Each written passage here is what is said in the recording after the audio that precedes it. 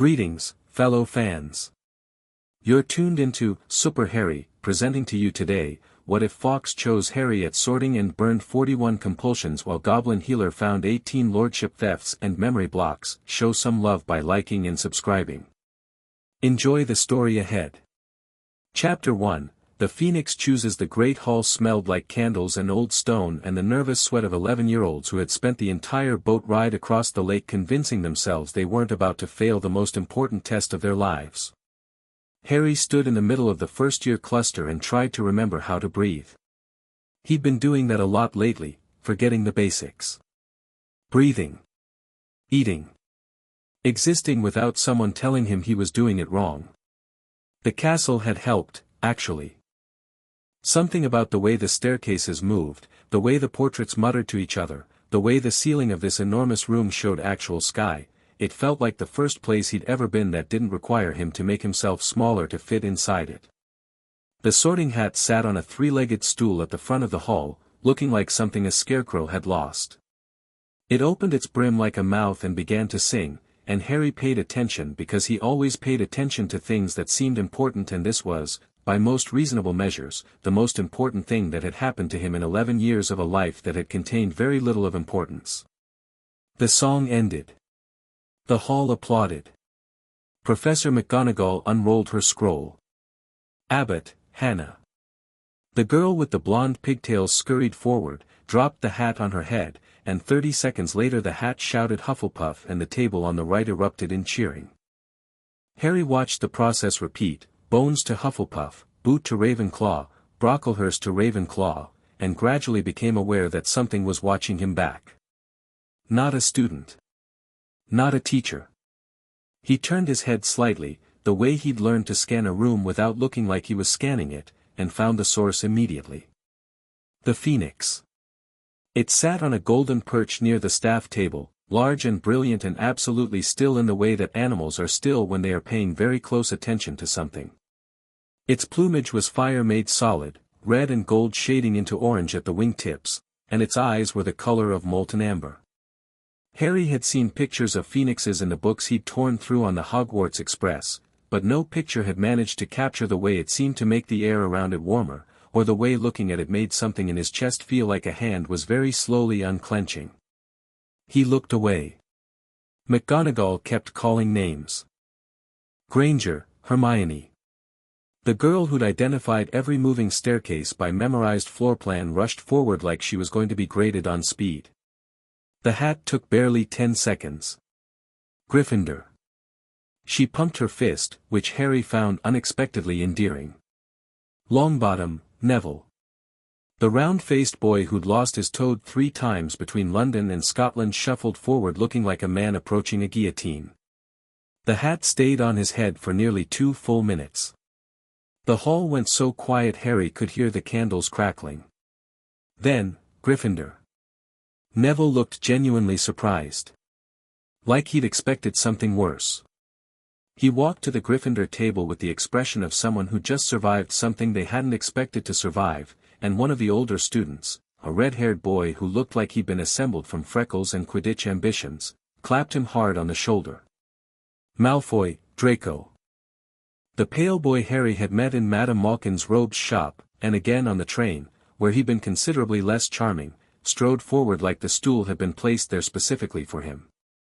The hat hadn't even settled fully on his head before it shouted Slytherin, and Harry thought that was probably the least surprising thing that had happened all evening. Moon, Lily. Not, Theodore. Parkinson, Pansy. Harry stopped tracking names. The Phoenix was watching him again. He could feel it without looking, the way you can feel someone standing too close in a dark hallway. He turned, slowly, and found that the bird had shifted on its perch, its whole body oriented toward him now, wings slightly lifted, like a compass needle that had just found north. The old man at the center of the staff table, Dumbledore, Harry recognized him from the card he'd gotten in his first pack of chocolate frogs, was watching his Phoenix with an expression of very carefully managed calm. Potter, Harry. The hall went silent in a different way than it had for anyone else. Not the polite quiet of an audience between acts, something more electric, more held breath. Harry walked forward, feeling 200 pairs of eyes track him like he was a spell in motion, and sat on the stool and pulled the hat down over his head. Darkness. The smell of old felt and older magic. "Well," said a voice directly inside his skull, dry and thoroughly unimpressed, "this is interesting." "Is it?" Harry thought back. "Oh, enormously. I've been sorting students for 1,000 years, and I have never seen a magical core this thoroughly, a pause, assessing, probing, throttled. It's like trying to read a book with 3/4 of the pages glued together. You've been blocked, boy. Blocked and bound and compelled 6 ways from Sunday, and someone put a great deal of effort into making sure you'd never notice." Something cold moved through Harry's stomach. "What does that mean?" "It means you are not who you think you are. Or rather, you are considerably more than you've been allowed to believe." The hat sounded almost angry. "Gryffindor, obviously, the bravery is the first thing I can actually read clearly, but I'm telling you now, child, that what's been done to you is," the hat didn't finish the sentence. "Because the Phoenix screamed." Not a distress call, Harry had read enough in the past 2 weeks to know the difference.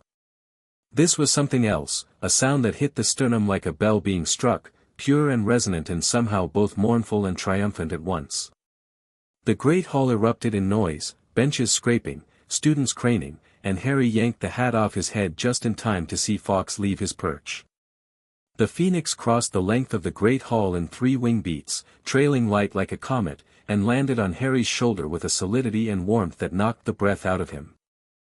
Up close, Fawkes was enormous. The wings when they folded brushed both Harry's arms, and the heat that radiated off him wasn't uncomfortable, it was the specific warmth of a fireplace on a winter night, the kind that makes your shoulders drop from around your ears. Fawkes pressed his head against Harry's temple and sang. The compulsion broke first. Harry didn't know what it was, in the moment. He didn't have language for it yet. What he knew was that something inside his skull cracked like ice in spring, a sharp splitting sensation followed by a warmth that rushed in to fill the gap, and then there was another crack, and another, a rapid-fire sequence of small breakages, like watching a chain snap link by link, and each one felt like a window being thrown open in a house that had been sealed shut for years. 41 times. Each one slightly different. Some had been dull, like cotton stuffed into specific corridors of his thinking. Others had been sharper, a flinch response wired into certain topics, a reflexive discomfort that appeared whenever he thought too hard about Dumbledore, about his parents' deaths, about money, about power, about what he might actually deserve. One had been specifically attached to the word Gringotts. Every time it appeared in his thoughts, a small sleepy fog had descended. Another was tied to Neville Longbottom's face. Another to the concept of legal rights. They burned away. One by one. 41 small fires, and Fawkes sang through all of them, and the hall was absolutely, completely silent for the entire 2 minutes it took. When it was done, Harry sat on the sorting stool in the middle of the great hall and thought, very clearly, for what felt like the first time, oh. Oh, I see. He looked at Dumbledore. The old man's expression was still carefully arranged into something benign, something grandfatherly, something that said isn't this a lovely unexpected moment, but his eyes, Harry noticed, were doing something different. They were moving. Calculating. A chess player whose opponent had just made a move 12 steps ahead of where the game was supposed to be. Harry had never been good at chess. He was starting to think that had been deliberate. He handed the sorting hat back to Professor McGonagall, who was standing very still with the expression of someone reassessing everything they thought they knew about a given situation. "Gryffindor," she said, a little uncertainly, since the hat had technically never announced anything. "Yes," said Harry. Then he said, loudly enough that the nearest third of the hall could hear him clearly, "I need to get to Gringotts. Tonight. Is there a fire in this building connected to the flow network?" The silence in the great hall achieved new depths. Dumbledore stood. "Harry, my boy, is there a fire connected to the flow network?" Harry said again, not rudely, just very precisely, yes or no. McGonagall said, automatic and slightly dazed, the headmaster's office. The staff room. My office. Your office would be wonderful, Professor. Thank you. He walked toward the staff table. Fawkes rode his shoulder like he'd always been there. Behind him, the great hall erupted. McGonagall's office was a spare, orderly room that smelled of parchment and tea and the particular kind of determination that leaves an impression on a space over decades. She lit the fire herself with a tap of her wand, and then stood to one side with her arms folded and her expression locked into something Harry couldn't quite read, not disapproval, not quite. More like someone watching a duel and very carefully not choosing a side yet. Dumbledore had followed them, naturally. He stood in the doorway with his hands folded in his robes, patient and present and radiating the specific quality of a man who intended to manage this situation through sheer force of genial personality. Harry, he said warmly, I understand this evening has been quite eventful, Headmaster, Harry said, with respect, I'll speak with you tomorrow. He turned to the fire. I have things to do tonight that don't require your input. A very precise pause. Gringotts will be open. Harry looked at him steadily. Goblins don't keep bankers' hours. That's a human prejudice. They're open whenever there's business to conduct, and I have significant business to conduct. He reached for the Floo powder in the pot on McGonagall's mantle. I'll be back before curfew. Harry. Dumbledore's voice shifted, very slightly, just a degree warmer, a degree more weighted, the voice of a man who was used to being obeyed through love rather than authority. I really must insist, Professor McGonagall, Harry said, not looking at Dumbledore, am I legally prohibited from contacting my own bank? McGonagall blinked. No. Am I legally prohibited from conducting my own financial affairs as a magical heir? Not, as such, no. Then I'll be back before curfew. He looked at Fawkes on his shoulder. Will you wait here? Fawkes trilled once, a note that somehow managed to sound both affectionate and absolutely not, and tucked his wings tighter. Harry almost smiled. Right. Gringotts it is. He threw the powder into the fire. Gringotts Bank, London. The green flames swallowed him whole. He'd half expected the bank to be dark, or closed, or populated by a single drowsy goblin who would tell him to come back in the morning. Instead, Gringotts at 9:30 on a September evening was operating at roughly 80% capacity, torches blazing, the grand marble hall alive with the scratch of quills and the clink of scales, goblins moving with the efficient purposefulness of a people who genuinely enjoyed their work. Harry stepped out of the fireplace in the visitor's arrival alcove, dusted green ash off his robes, and approached the nearest desk. I need to speak with whoever handles inheritance audits, he said. Tonight. The goblin behind the desk, young, Harry thought, though it was hard to tell, looked up at him with the specific expression goblins wore when humans said something that managed to be both ignorant and interesting. Do you have an appointment? No. But my name is Harry Potter, and approximately 45 minutes ago a phoenix burned 41 compulsion charms off my magical core, and I have reason to believe there are significant irregularities with my account. He held the goblin's gaze. I think whoever handles inheritance audits will want to know that tonight. A pause. The goblin's eyes moved to Fawkes on his shoulder, then back to Harry. Wait here, the goblin said, and was gone before Harry could respond. He didn't wait long. 7 minutes, by the large clock above the main vault entrance. Then a different goblin appeared, older, broader, with the particular quality of stillness that belongs to people who have seen a great many things and have chosen to react to most of them with deliberate calm. He wore robes of deep green, and the badge on his chest bore a symbol Harry didn't recognize but which struck him as significant.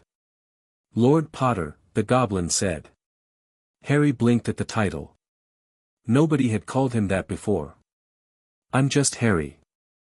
You are what your blood and magic say you are, the goblin said, not unkindly. I am Blood Axe. Senior Healer and Inheritance Auditor, Gringotts, London. Come with me. The office Blood Axe led him to was deep in the bank, down corridors Harry hadn't known existed, past doors that required blood and runic keys to open. The room itself was circular, walls lined with shelves of phials and crystals, a large obsidian table at the center etched with diagnostic runes that glowed faintly silver. It smelled of iron and old magic, a smell Harry was finding he associated with things that were real, as opposed to the performance of things. Bloodaxe gestured to the chair across the table. Harry sat. Fawkes relocated from his shoulder to the back of the chair with a sound of mild disapproval at the seating arrangement. "Before we begin," Bloodaxe said, settling across from him and opening a large ledger, "I require your consent for a full diagnostic scan. This is your right to deny. It is also, given what you've described, almost certainly in your interest to permit." "What does it involve?" "A drop of blood on the diagnostic stone. A few minutes of reading. No spells cast on you. No access to your mind." The goblin's eyes were steady. "Gringotts does not perform magic on clients without explicit consent. This is our law." Harry thought about Dumbledore standing in McGonagall's doorway, absolutely certain he was about to manage this situation back under control. He thought about 41 cracks, 41 things burning away, 41 somethings that someone had put inside his head without his knowledge. "Yes," he said. "You have my consent." He pressed his thumb to the runestone Bloodaxe offered.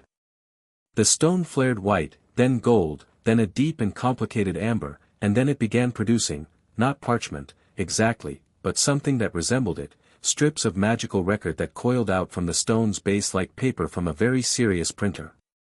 Bloodaxe read them. His expression didn't change. But his hands stilled completely. Then he read them again. "Lord Potter," he said, and his voice had acquired a quality Harry couldn't immediately name, not alarm, exactly, but a kind of very controlled gravity. "How much do you know about wizarding inheritance law?" "Almost nothing," Harry said honestly. "I suspect that's deliberate." Bloodaxe looked at him for a long moment. "It is," he said. "The knowledge was blocked. I can see the block." He set the record strips carefully on the table between them. "I am going to tell you what I've found, and I need you to hear all of it before you respond. Can you do that?" "Yes. There are 41 compulsion and behavioral modification charms burned away from your core tonight. Fawkes's work was thorough, they are gone." Bloodaxe's tone was clinical, precise. "There are also, separately, 6 memory blocks. These were not burned away. They are deeper, tied to your core magic rather than overlaid on it, which means they require a different and more careful process to remove without damage. We can do it. But not tonight." Harry's jaw tightened. 6 memory blocks. What are they blocking? I can see their shape and approximate age, but not their content. The oldest dates to when you were 15 months old. The most recent is from 3 days before you arrived at Hogwarts. Bloodaxe picked up the first strip of record. "The inheritance irregularities are a separate matter. Shall I begin?" "Yes." "The House of Potter," Bloodaxe said, "holds, or should hold, 3 noble seats and 1 ancient seat on the Wizengamot. All 4 seats are currently occupied by proxies. The proxies were assigned without your knowledge or your magical guardian's legal consent, on the authority of one Albus Percival Wulfric Brian Dumbledore, who designated himself your magical guardian upon your parents' deaths. This designation was not contested because your godfather, Sirius Orion Black, was imprisoned before he could invoke his prior legal claim." "Sirius Black," Harry said quietly. "He's supposed to be my guardian." "He is legally your guardian, under the terms of your parents' will, which was filed with Gringotts, as all wills should be, in October 1981. The will was never probated through the ministry.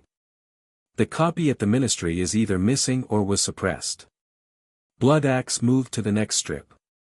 "Additionally, through the maternal line, your mother, Lily, née Evans, was an adopted magical heir of the House of Peveril, a designation that transferred to you at her death. You hold claim to the Peveril seat, currently vacant and therefore accruing in trust. Harry was very quiet.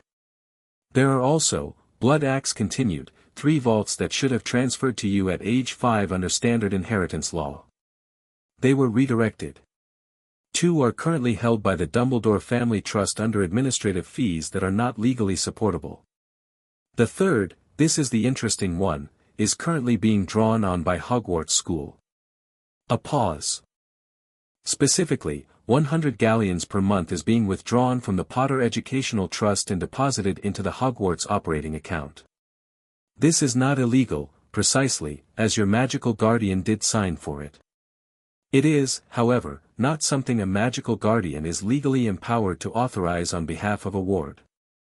How much, Harry said, has been taken? Total. Blood Axe looked at his records. He told Harry the number. Harry sat with it for a moment. Okay, he said. What else?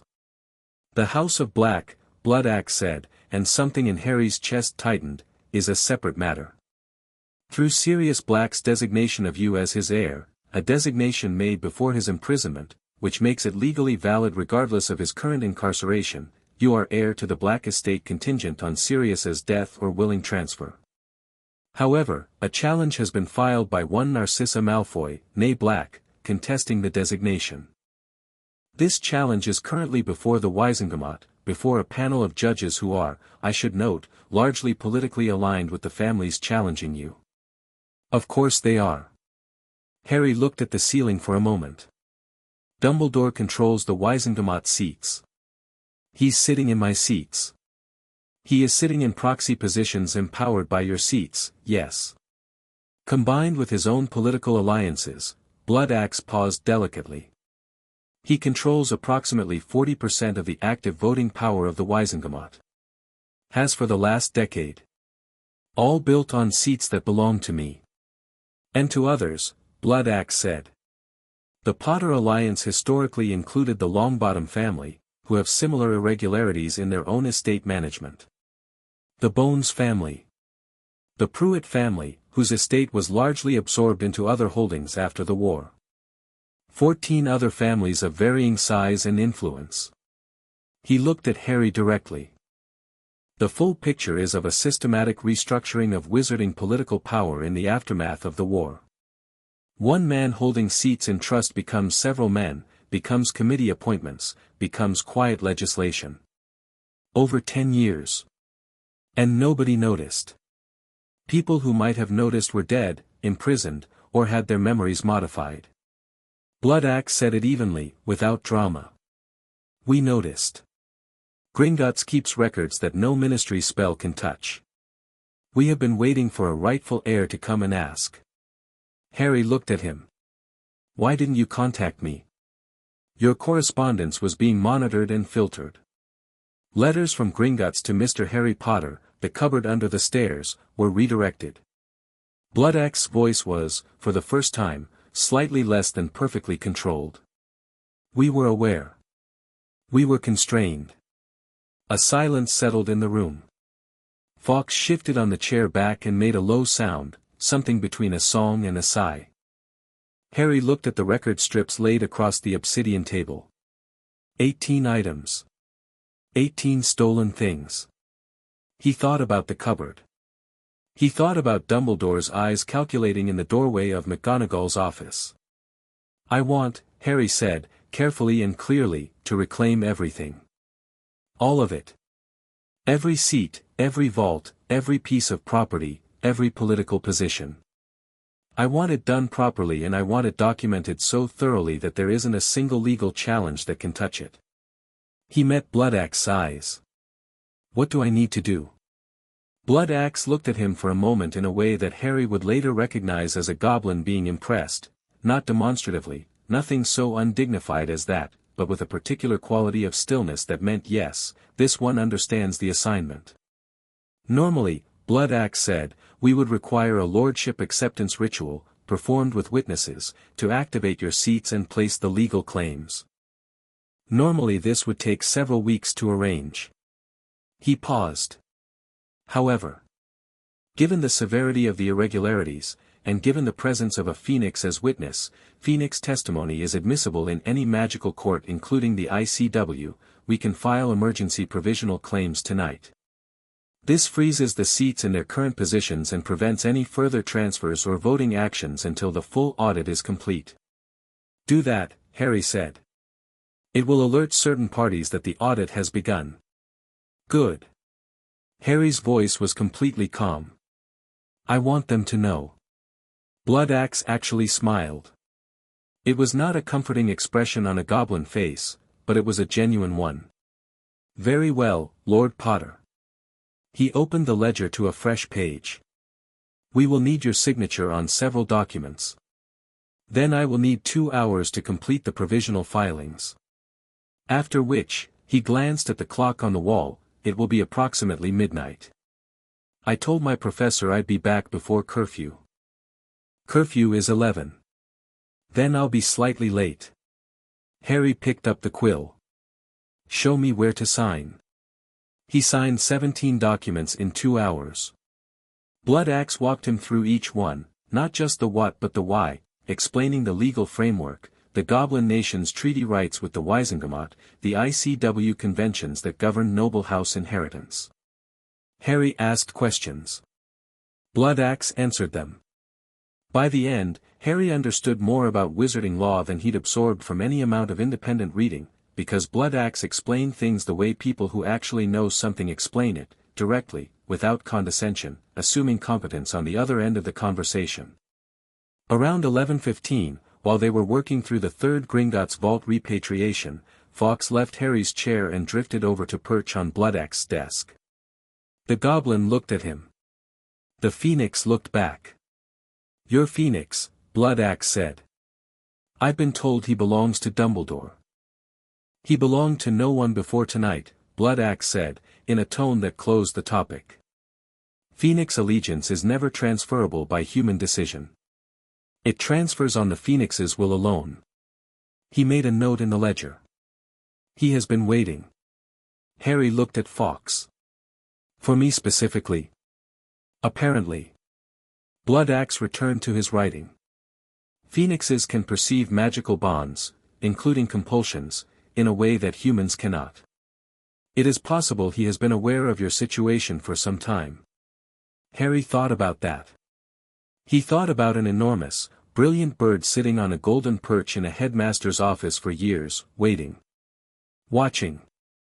Aware that the boy across the castle was full of holes that had been carved into him on purpose, and unable to act until the boy was close enough to reach. Thank you, he told Fawkes quietly. Fawkes trilled. It was, unmistakably, you're welcome. At 11:40, Bloodaxe blotted the final document and set down his quill. The provisional claims are filed.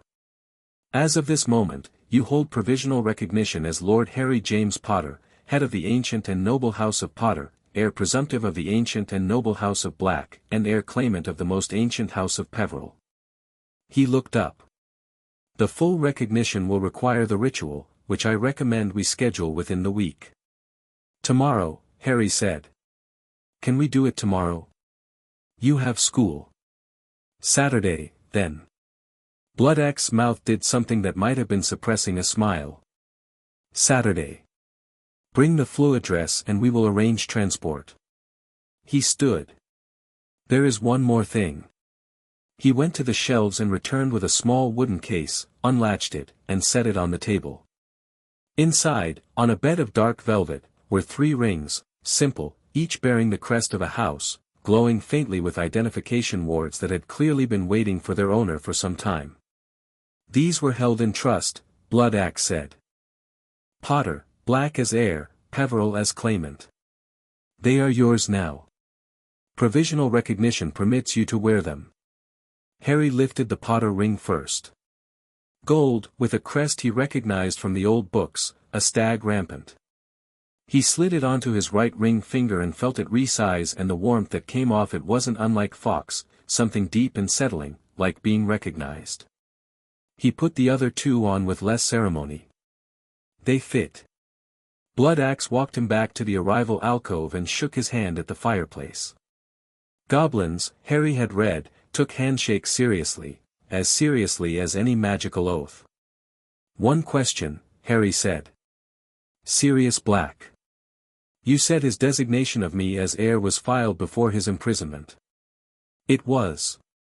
"His imprisonment, was there a trial?"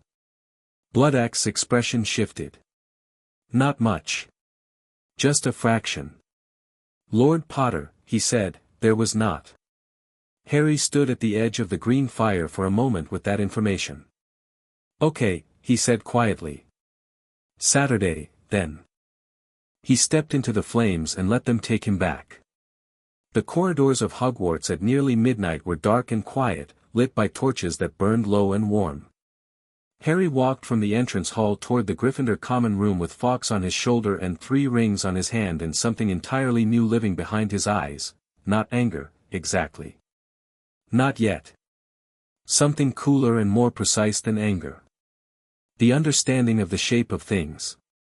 He was halfway up the marble staircase when he heard footsteps behind him. "Potter." He turned. Dumbledore stood at the base of the stairs, robes dark, hands folded, eyes that famous and particular shade of blue, not cold, which was almost worse. Warm. The eyes of a man who is perpetually certain he is being kind. "It's past curfew," Harry said. "I did warn you." "So you did." Dumbledore ascended 2 steps. "I hoped we might speak." "Tomorrow, Headmaster." Harry held his gaze. "I'm tired, and I have things to think about. I understand that this evening has given you a great deal to process, it really has." Harry tilted his head. "How long have you had the proxy assignment on the Potter-Wisengamot seats?" A very small pause.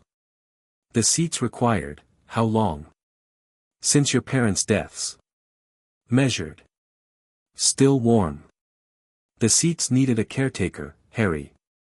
With Sirius in prison and you placed with your aunt and uncle, someone needed to ensure the family's political interests were, the family's political interests," Harry said. "Right." He looked at the old man for a moment. "I've filed provisional claims with Gringotts tonight. The seats are frozen pending full audit. You'll receive notification through standard channels." He turned back up the stairs. "Good night, Headmaster." "Harry." The voice was very gentle. "I hope you know that everything I have done has been in your interest. In the interest of your safety." Harry paused on the stairs without turning around. Fawkes shifted on his shoulder and made a sound, very quiet, very low. "Not a song. A judgment." "I'm sure you believe that," Harry said. And walked up the stairs. The Gryffindor common room was lit by the dying fire, and sitting on the hearthrug surrounded by an approximate library's worth of open books was Hermione Granger, who had apparently decided that the appropriate response to an extraordinary first day was to begin her homework immediately. She looked up when he came through the portrait hole. Then she looked at Fawkes. Then at the rings on his hand. Then back up at his face.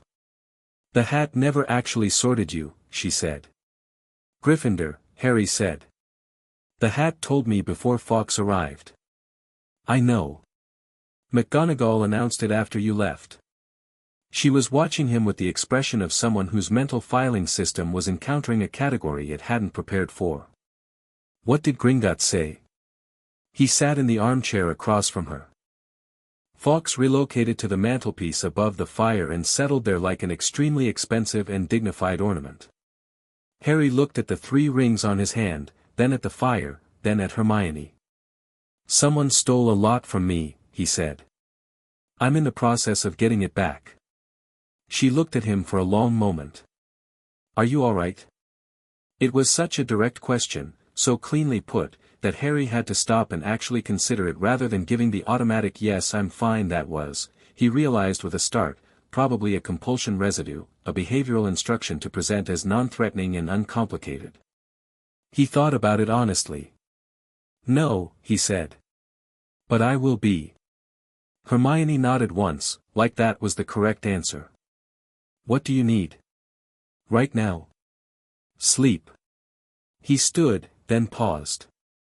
Hermione. The wizarding political system, noble house inheritance law, the Wisengamot structure, are there books in the library? Restricted section for some of it, but the basics are in the main stacks. Traditions and Governance of Wizarding Britain is the standard reference.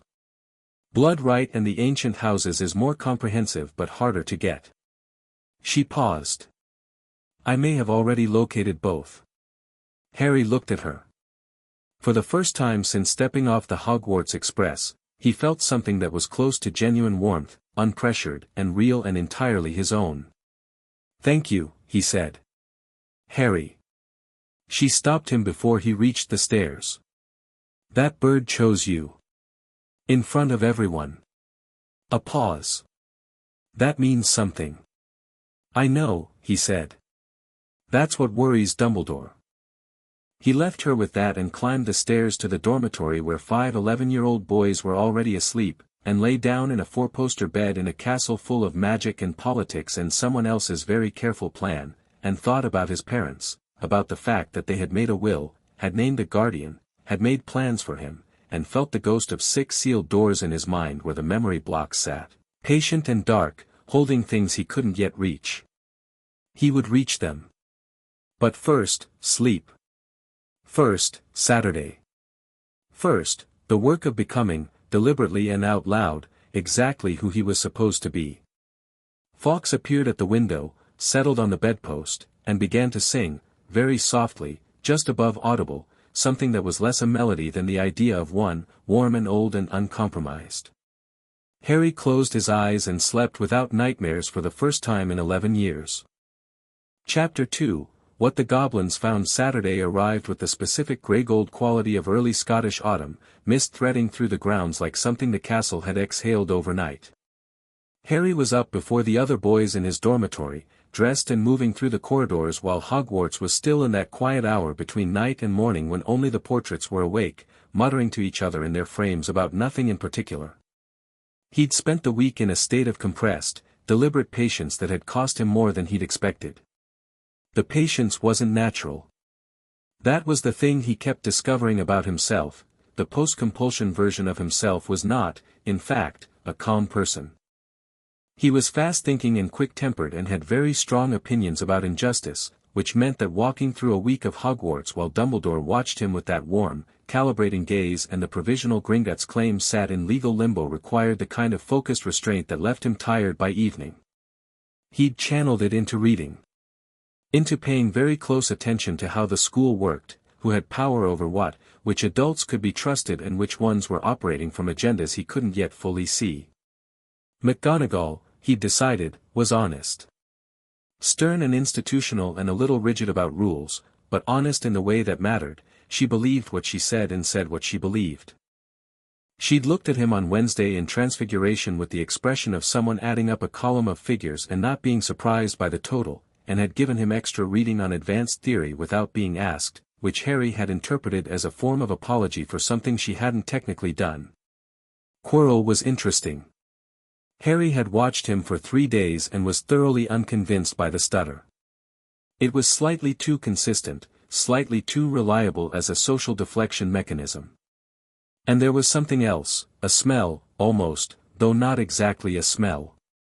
Something that prickled at the back of Harry's skull in defense against the dark arts, something that Fawkes reacted to with a very controlled stillness, the way a bird of prey goes still when it has located something dangerous. He'd filed that away. Not the time yet. Neville had stopped dropping things around him by Thursday. That was the development Harry hadn't expected to affect him as much as it did. Neville Longbottom was, without a compulsion telling him to maintain careful distance, immediately and obviously someone Harry wanted to know better, quietly funny, unexpectedly stubborn, with a kind of slow-building courage that Harry recognized because it was entirely unlike the fast reflexive kind and therefore harder and more impressive. They'd spent 2 evenings in the common room after dinner talking about nothing specific, Quidditch, the greenhouse, whether the moving stairs were sentient or just poorly maintained, and each conversation had felt like something genuinely being built, which was new enough to feel remarkable. "You seem different," Neville had said on Thursday, with the directness of someone who's been afraid to say a thing for several days and has finally run out of reasons to hold back. "Yeah," Harry had said. "I am." Neville had nodded, slowly, like he was considering the right follow-up. "Then, good different or bad different?" "Ask me again in a month," Harry said. "I think I'm still finding out." He reached the great hall now, collected toast and tea from the breakfast spread that appeared even on Saturdays, and sat at the empty end of the Gryffindor table with Fawkes on the bench beside him. The Phoenix had been causing a low-grade sensation all week, students stopping in corridors to stare, professors trading significant looks, Malfoy making pointed comments about attention-seeking that Harry had ignored with such complete thoroughness that Malfoy had seemed almost offended by the non-reaction. Hermione appeared at 7:15 with 3 books under her arm and the expression of someone who had already done 2 hours of productive work. She sat across from him. "You have the Gringotts appointment this morning," she said. 8 o'clock. McGonagall's office. "Do you want company?" Harry had thought about this. He'd thought about it quite carefully, actually, because the instinct was to say no, "I'm fine, don't worry," and he'd learned to be suspicious of that instinct now. He looked at Hermione and thought about what she'd offered on their first night, not comfort, not reassurance, just "what do you need?" Which was rare enough at 11 to be genuinely valuable. "I want a witness," he said. "Someone who'll understand what's being said and remember it clearly." "Are you that person?" She sat up slightly straighter. "Yes." "Then yes. Come." McGonagall was already in her office when they arrived, standing by the fire with her hands folded behind her back. She'd been there first thing every morning this week, always finding some reason to be present when Harry moved between his classes and the rest of the castle. He hadn't decided yet whether that was protection or observation, and he suspected it might be both. She looked at Hermione when they walked in together. "Miss Granger." "Professor." "Harry asked me to come." McGonagall's gaze moved to Harry. "Are you certain you don't want me present for this?" "I'd like you here," Harry said, which was true and also had the practical benefit of giving him a Hogwarts faculty witness for whatever came out of this morning. He was learning to think in terms of documented witnesses and legal standing, which felt unnatural and also felt like survival. "If you're willing." She looked at him for a moment with those sharp, gray eyes. "Yes," she said. "I'm willing." Harry threw the flu powder. Gringotts, Bloodac's office. Bloodac's office felt different in morning light, the runes on the obsidian table less mysterious, more workmanlike, like instruments on a surgeon's tray. Bloodaxe himself was already waiting, which meant he had been there for some time, which meant he had prepared. The ledger was open. Several rolls of parchment were stacked at precise intervals. A second goblin sat to his right, older still, with the bearing of someone whose title Harry didn't know but whose authority was evident in the way even Bloodaxe deferred to his presence. "Lord Potter," Bloodaxe said. He acknowledged Hermione and McGonagall with small nods. "Thank you for coming promptly. The goblin to my right is Ragnarok, Director of the Inheritance and Noble House Division. Given the scope of what we have found, he has taken personal oversight." Ragnarok looked at Harry with eyes that were black and very old and entirely without the social performance of welcome or warmth. It wasn't unfriendly. It was honest. "Lord Potter," he said. "Sit down. We have a great deal to cover." They sat. Fawkes took up a position on the edge of the obsidian table, which Bloodaxe accepted without comment. "I will begin," Ragnarok said, "with what we have confirmed since Monday's provisional filing." He picked up the first roll of parchment. "The House of Potter holds 4 Wisengamot seats. 3 noble, 1 ancient. The ancient seat, the founder's seat, established by Linfred of Stinchcombe, your direct ancestor in the Potter line, carries double voting weight and has a historical claim to the position of Regent Speaker during any session where the Chief Warlock has a conflict of interest. This seat was assigned to proxy custody on the 2nd of November, 1981. 1 day after your parents' deaths." McGonagall made a sound. "Not quite a word." A very small, very controlled exhalation. The proxy designation was signed by Albus Dumbledore, Ragnarok continued, in his capacity as self-declared magical guardian of the Potter heir. The designation of guardianship itself was not legally filed with either Gringotts or the Ministry within the required 30-day window. It was backdated. We have the original parchment and the date discrepancy is visible under standard detection charms, to appear valid. He set down the parchment. This is fraud. The word sat in the room. Who else has proxy votes from my seats? Harry asked. Bloodaxe answered. Dumbledore himself holds the founder's seat proxy and votes it personally. The other 3 seats are held by individuals he appointed, all of whom are politically aligned with his agenda. Griselda Marchbanks, who has since retired but whose proxy designation was never revoked. Tiberius Ogden, whose family has long-standing ties to the Dumbledore political network. And one current active holder, Alpheus Doge. His personal friend, McGonagall said quietly. Her voice was flat in a way that Harry associated with someone exercising very deliberate control over their tone. Yes, Ragnarok said. He picked up the second roll. The House of Potter vaults. The primary vault, your parents' personal holdings, was correctly transferred to Lord Potter in trust at the time of death. This vault is intact and accessible, and we understand you visited it with a Hogwarts escort on the 23rd of August. He paused.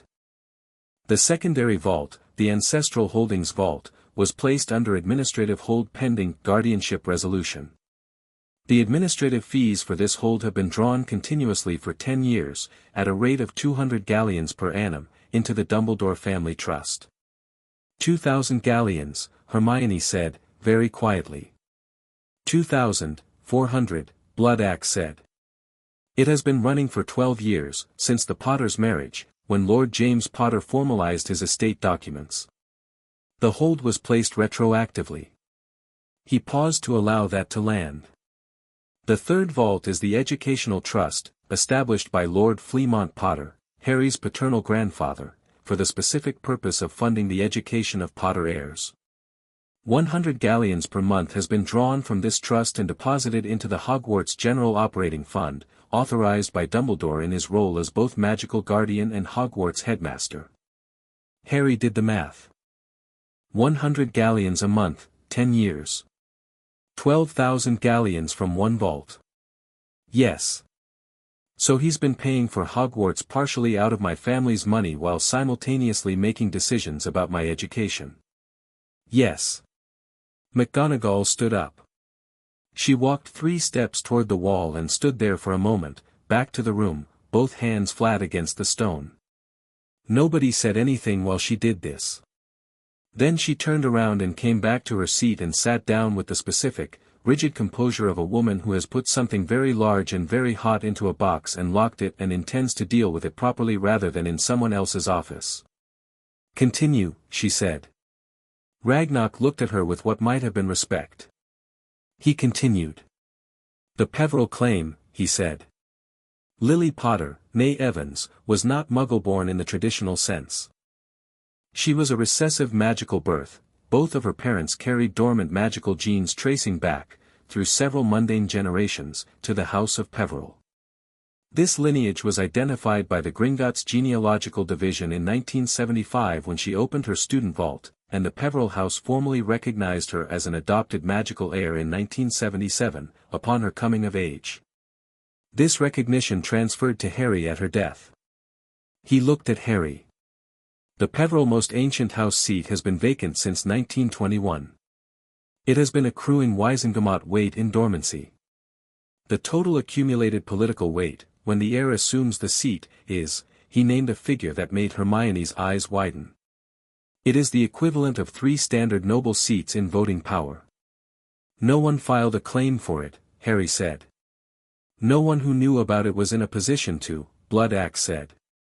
Lily Potter was killed before she could act on it. The documentation was in the Gringotts archive. The block on Harry's awareness of Gringotts correspondence meant he never received notification. Who blocked the correspondence?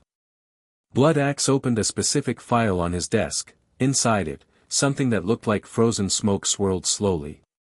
A mail redirection charm, keyed to Harry's name and the Gringotts seal. Cast in late July of 1991, approximately 3 weeks before his Hogwarts letter was dispatched. The magical signature on the charm, he paused, with the precision of someone making absolutely certain they are saying an accurate thing, is consistent with the signature of Albus Dumbledore. We cannot swear to it in accord as positively as we could a signed document. But the consistency is 93%. Good enough for me, Harry said. And for us, Ragnock said. Now. The memory blocks. This was the part Harry had been waiting for and dreading simultaneously. He'd spent the week feeling their presence the way you feel a bruise when you press it, 6 sealed places in his mind, not painful exactly, but there in a way that couldn't be ignored once you knew to look. The 6 blocks, Blood Axe said, picking up a diagnostic parchment, are as follows. Block 1, placed at 15 months, is the oldest and the deepest. It covers the night of October 31, 1981. Given its age and depth, we believe it was placed on you as an infant, which means the caster had physical access to you in the immediate aftermath of your parents' deaths. He looked up. Block 2 is from November 3, 1981. This appears to cover a period of approximately 4 hours and correlates, based on magical signature analysis, with a visit to your placement location, the home of your maternal relatives, by an unknown magical party. For days after my parents died, Harry said. Someone visited the Dursleys. Someone visited you, yes. Blood Axe moved to the next. Block 3 is from July 1983. Block 4 from July 1985. Both blocks are smaller and appear to cover specific incidents rather than extended periods. We believe they may cover accidental magic events that were modified rather than allowed to develop naturally. Harry thought about the times his magic had done things, unusual things, impossible things, that had been followed by periods he couldn't quite remember clearly. A teacher who'd been horrible to him, whose name he couldn't now recall. An incident on the school roof. Block 5, Blood Axe said, is from September 1989.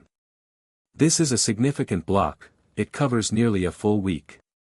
Based on its magical composition, we believe it covers an event related to your parents, possibly a discovery you made or a person you encountered. We cannot tell. He paused. Block 6 is the most recent. July 28, 1991. 4 days before your birthday. It is small, only a few hours, but the magical structure of it is identical to Block 2. Same unknown caster. Can you tell me the caster's signature on Blocks 3 through 5? Blood Axe and Ragnock exchanged a glance. The signature on Blocks 3, 4, and 5 matches one we have seen before in our records, Ragnock said. It matches the mail redirection charm. It matches the proxy designation documents. He said it plainly. It is consistent with Albus Dumbledore. The room was very quiet. Hermione had stopped writing notes. She was staring at the table. McGonagall had her hands flat on her thighs and her jaw set with the specific tension of someone who has just had a suspicion confirmed that they had very much hoped would remain a suspicion. Harry looked at the wall behind Ragnock's head and thought, not angrily, not yet, just very clearly, about a man who had visited him as a toddler and sealed away something important, then returned 4 years later, and again 2 years after that, and again when Harry was 9, and again 3 weeks before Hogwarts. A man who had spent 10 years making small, precise adjustments to the person Harry was allowed to be. Right, Harry said. Can you remove the blocks? Today, Blood Axe said, we can remove blocks 3, 4, and 5 safely. They are shallow enough that the extraction process carries minimal risk. Block 1, the infant block, and blocks 2 and 6 will require more preparation. We recommend they be addressed after the Lordship ritual, when your magical core is fully recognized and stabilized. A strengthened core handles extraction considerably better. Then let's do the ritual first, then blocks 3 through 5. Ragnock nodded. He gestured to Blood Axe, who produced a carved stone basin from somewhere beneath the desk, large, rune-etched, filled with something that was water and wasn't quite, a liquid with too much surface tension and a faint silver luminescence. The Lordship Acceptance Ritual, Ragnarok said, requires your blood, spoken intent, and magical confirmation. The rings you are wearing serve as the conduit. The ritual will formally activate your claim to the Potter seat, establish your heir status for Black and Peveril, and file the documentation with the ICW's Noble House Registry, a registry that exists outside both British Ministry and Wisengamot jurisdiction. Outside Dumbledore's reach, Harry said. Entirely. Let's do it. McGonagall and Hermione were positioned as formal witnesses. Ragnarok recorded their names, titles, and magical signatures. Fawkes was recorded as a Phoenix witness, which Ragnarok noted with the manner of someone adding a very significant line to a document. Phoenix testimony, he explained, carried more legal weight than 3 human witnesses combined. The ritual itself was simpler than Harry had expected. He pressed his palm to the stone basin, spoke his full name and his intent. I, Harry James Potter, claim the heritage of my blood and the legacy of my line, freely and without compulsion, before these witnesses and the records of the Goblin Nation, and the rings on his hand blazed, each in turn, with a light that was golden and then crimson and then a deep silver blue that Hermione would later tell him matched the color of the Peveril crest in the oldest heraldic records. The magic that moved through him was nothing like the compulsion burning had been. That had been sharp and cleaning, like alcohol on a wound. This was expansive, a pulling sensation, a feeling of space being found, of something that had been folded very small being allowed to open. His magical core, which he was only beginning to understand the shape of, lurched and then settled into something new, wider, he thought, or deeper, as if recognition had made room for more of him. When it was done, Ragnarok looked at him with those old black eyes and said, "The House of Potter is active. The heir status of Black is registered. The claim to Peveril is filed. A beat. Congratulations, Lord Potter." Harry said. Ragnarok looked at him. "The world will call you Lord Potter whether you prefer it or not," he said. "But we will remember your preference." The memory extraction for blocks 3, 4, and 5 took 40 minutes and felt like someone reaching carefully into the back of a closet and pulling out boxes that had been pushed there deliberately and forgotten. Blood Axe performed it with the focused precision of a craftsman, no drama, no visible effort, just quiet concentration and small, careful movements with a wand that was more bone than wood. Harry sat in a chair with a shallow stone bowl in his lap and watched pale silvery threads emerge from his own temple with the surreal quality of watching surgery on a part of yourself you couldn't directly see. Block 3, 1983. When it released, the memory didn't arrive in sequence, it hit him in pieces, the way dreams do. He was 7. He was in the Dursleys' garden. He'd found a letter. Not a normal letter, a piece of old parchment with his name on it in handwriting he didn't know, written in a shade of green ink that caught the light wrong. He'd opened it and read, "My darling boy, if you find this, know that your mum and dad loved you more than anything in either world. Know that we chose to fight and we chose you. Know that whatever you're told, the choice was ours and we do not regret it. The truth will find you, Dad." He'd been reading it when the fog came. He'd been reaching for something to write back with. And then nothing. Harry sat in the chair in Blood Axe's office and was 7 years old, and then 30 seconds later he was 11, and his throat was doing something complicated, and he pressed the heel of his hand against his eye once and breathed. "Take a moment," Blood Axe said quietly. "Keep going," Harry said, just as quietly. Block 4, 1985. Smaller. He'd been 9 and had overheard Petunia on the telephone, speaking in the clipped, tight voice she used when she was saying something she'd rather not say. "Yes, he's fine. No problems. Yes, the arrangements are still, yes, of course." He'd asked her who she was talking to and she'd said nobody, and 2 minutes later he'd been standing in the kitchen wondering why he'd come downstairs in the first place. Block 5, 1989. This one was longer. Harry watched it arrive with a kind of dread that turned out to be partially warranted. He'd been 13 in this memory, and he'd somehow found the photograph. It was in an old box in Petunia's attic, a photograph he hadn't known existed, and in it were his parents, young and alive and laughing, and his mother was holding a baby and his father had his arm around her shoulders and they looked like people. Not myths. Not martyrs. People who laughed at things. People who were happy. He'd been sitting in the attic with that photograph when the fog came. This time, when it released, Harry didn't move for nearly a minute. Then he said, "What happened to the photographs? The original objects, would they still exist?" Bloodaxe considered this. Physical objects that prompted a blocked memory are not affected by the block. If the photograph exists, it exists. It was in a cardboard box in an attic in Little Whinging. Then it is likely still there. Harry filed this away under things to retrieve and straightened in his chair. "Are we done with these three?" "We are." "How do you feel?" "Like I've been shown 3 doors I didn't know existed." He looked at Bloodaxe. "What about the other 3, the infant block and blocks 2 and 6? Those we will address after you've had time to stabilize. The ritual today was significant. Your core is recalibrating.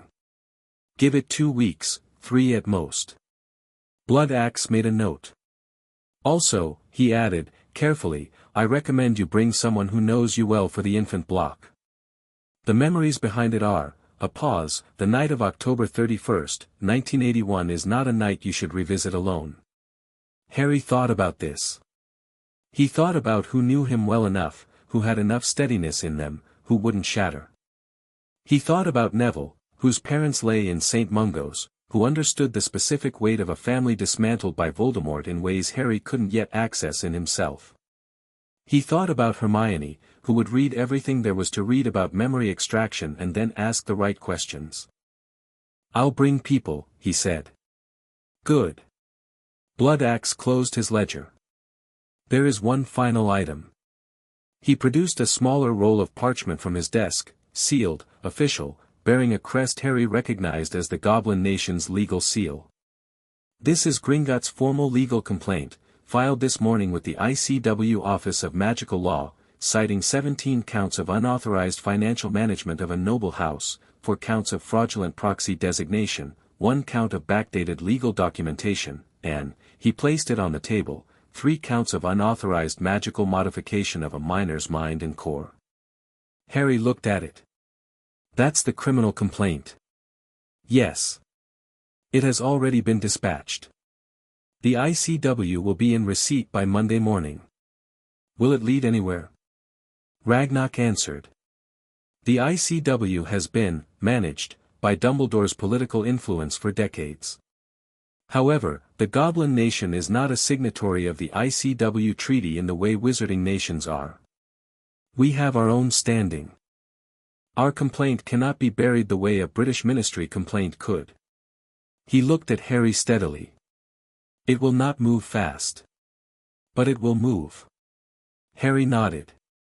He picked up the parchment and handed it to Hermione to read, knowing she would remember every word. "Thank you," he said to Ragnarok. "And to you, Bloodaxe." He paused. "I want you to know, the goblins have been waiting for someone to come and ask the right questions for 10 years. I intend to make sure that's not forgotten." Ragnarok looked at him in a way that was unreadable and then, very deliberately, inclined his head. It was, Hermione told him later, the equivalent of a bow from a goblin director, which was approximately as common as a phoenix choosing its own companion.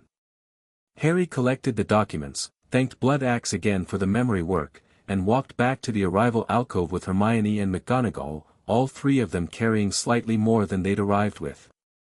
The Floo let them out into McGonagall's office in a cascade of green sparks. McGonagall walked to her window and stood with her hands on the sill, looking out over the grounds. The silence had a specific quality, the quiet of someone who has just reassessed a person they've trusted for 30 years. "How long have you suspected?" Harry asked her. She was quiet for a moment. I suspected something was wrong the night I left you with the Dursleys, she said finally, and her voice had a controlled roughness in it. I watched that house for a full day. I told him it was the wrong choice. That they were the worst sort of muggles. She paused. He told me it was necessary. That the blood wards required family. That it would be temporary until something better could be arranged. A breath. It was never temporary. No, Harry agreed. The Wisengamot seats, the vaults, I didn't know the specifics. She turned from the window. Her eyes were dry and very bright. But I knew the shape of it. I knew that your life had been arranged rather than lived. I knew that every time I asked after you, I was given reassurances rather than answers. She looked at Harry directly. I am sorry that I allowed reassurance to substitute for answers for as long as I did. Harry met her gaze. There was no compulsion left in him telling him to accept this and move on. He examined the apology honestly and found it genuine and found it insufficient and found that both of those things could be true at once. Thank you for saying that, he said. I'm going to need you. Yes, she said. You will. She straightened. What do you need first? Information about the Wisengamot. Structure, procedure, who's actually independent versus who's aligned. And information about Sirius Black's imprisonment, specifically whether any transcript of his trial exists. He watched her face. There was no trial, Professor. Her expression didn't change. It had already arrived at a place beyond surprise. I know, she said softly. I've known for years. I simply didn't know what to do with it. You know now, Harry said. She looked at him for a moment, this 11-year-old with 3 house rings on his hand and a phoenix at his shoulder and something in his eyes that hadn't been there a week ago, something that was neither the blankness of the beaten nor the fire of the naively brave but something cooler and more durable, the look of someone who has understood the terrain and is already planning the route. Yes, she said. I suppose I do. They had lunch in the Great Hall, Harry and Hermione side by side, and Neville joined them midway through with a plate of food and the expression of someone who wants to ask questions and isn't sure if they're allowed. Harry solved this by saying, directly, what do you want to know? Neville blinked. What happened at sorting? With the phoenix? The short version is that Fawkes burned some things off me that shouldn't have been there. The longer version involves Gringotts and a lot of legal documents. Harry paused. Actually, Neville, do you know if your family's estate management has been reviewed recently? Neville set down his fork. Something shifted in his face, not surprise, more like the activation of a thought that had been sitting waiting for a prompt. Gran handles all of that, he said. She doesn't really talk to me about it. A beat. Why? Because the magical families that were allied with the Potters tend to show similar patterns. It might be worth your Gran having someone at Gringotts take a look. Harry held his gaze. I'm not saying anything is wrong with your family's accounts. I'm saying I found 17 counts of financial irregularity in mine, and the House of Potter and the House of Longbottom have historically been alliance partners. Neville was quiet for a moment, processing this.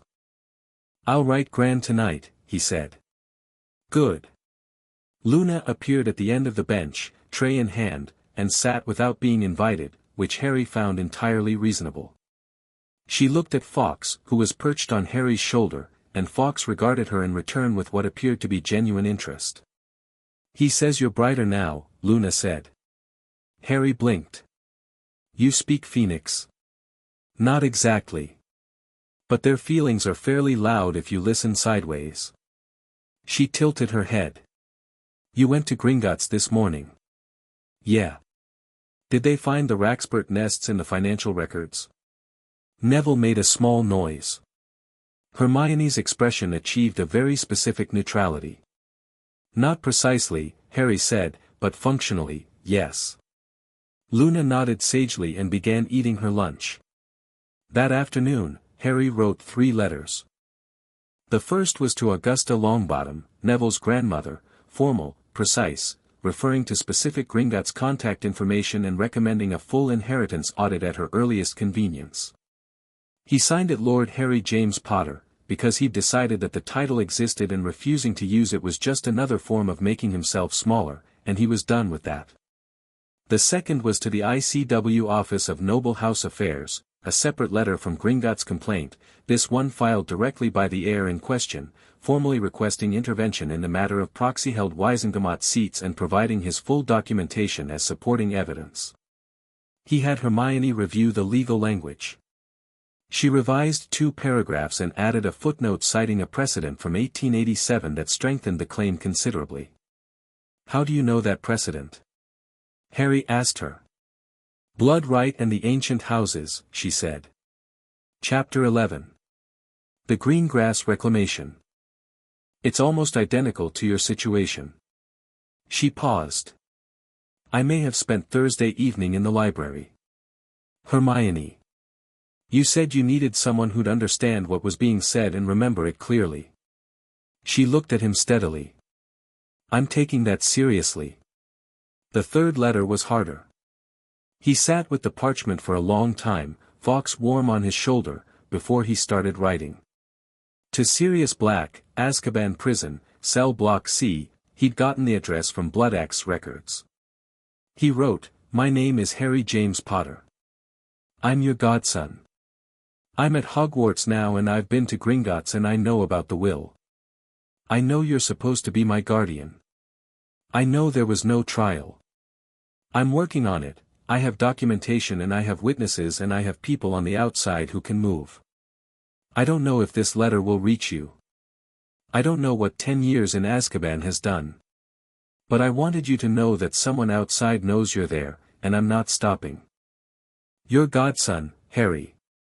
He sealed it and addressed it with the specific Gringotts mail routing that Bloodaxe had told him would bypass Ministry monitoring charms on prisoner correspondence, a treaty provision that the Ministry had apparently forgotten existed.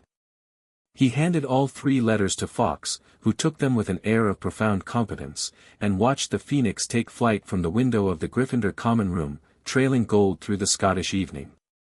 Dumbledore knocked on his dormitory door that evening.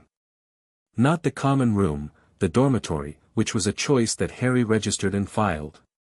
He'd come prepared to speak to Harry without witnesses. Harry was sitting on his bed reading Wizarding Constitutional Law, which was frankly more interesting than he'd expected. He set the book face down and said, "Come in." Dumbledore entered with the ease of a man who was welcome everywhere he went, which was an assumption Harry was no longer obliged to support.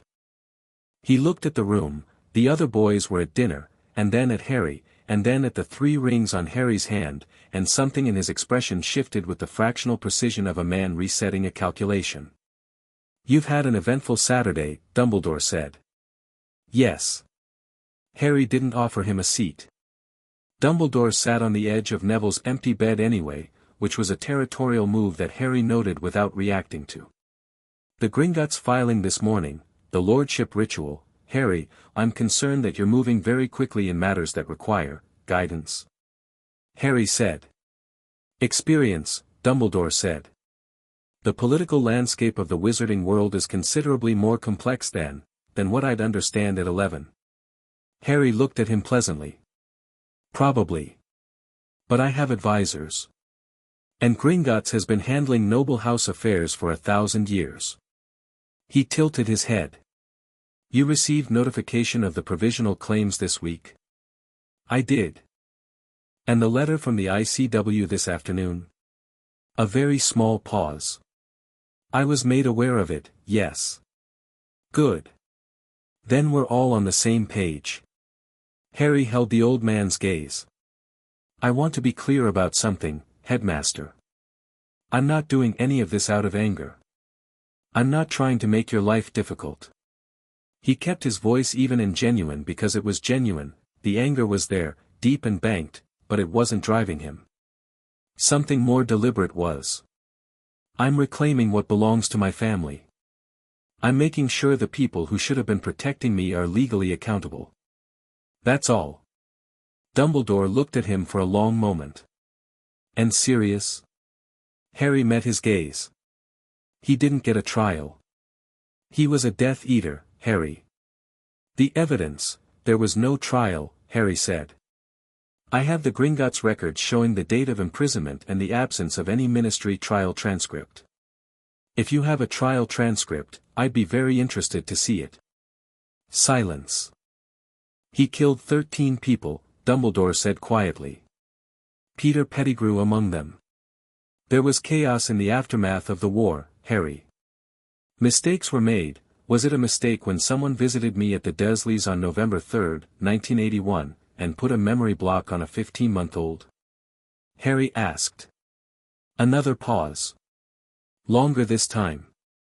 Dumbledore's expression had settled into something very still. Not the warm twinkle, not the grandfatherly care. Something older and more careful. You've had the diagnostic done. Blood Axe is thorough. Harry. The warmth returned, carefully reapplied. Those blocks were put in place to protect you. The memories they contain, are mine, Harry said. The memories are mine. The night my parents died is mine. Whatever I saw when I was 7 that someone decided I shouldn't remember, that's mine. He kept his voice from shaking through an effort that he was proud of. I will have them back, Headmaster. That's not a request. Dumbledore stood.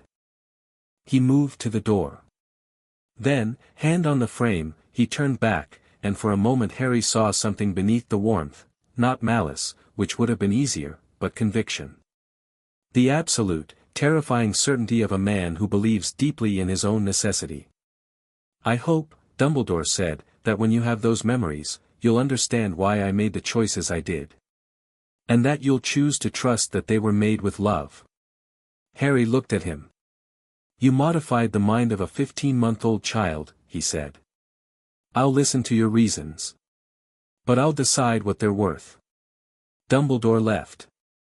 Harry sat in the quiet dormitory for a moment, hands flat on his thighs, and breathed. Fawkes appeared at the window and landed on the headboard and sang 3 notes, something that felt like well done but also like rest now. He lay back on the bed and stared at the canopy. He'd filed the complaints. He'd done the ritual. He had his titles, his provisional claims, his witnesses, his documentation. He had 3 memories back and 3 more waiting. He had Blood Axe and Ragnarok. He had Hermione and McGonagall. He had Neville and Luna.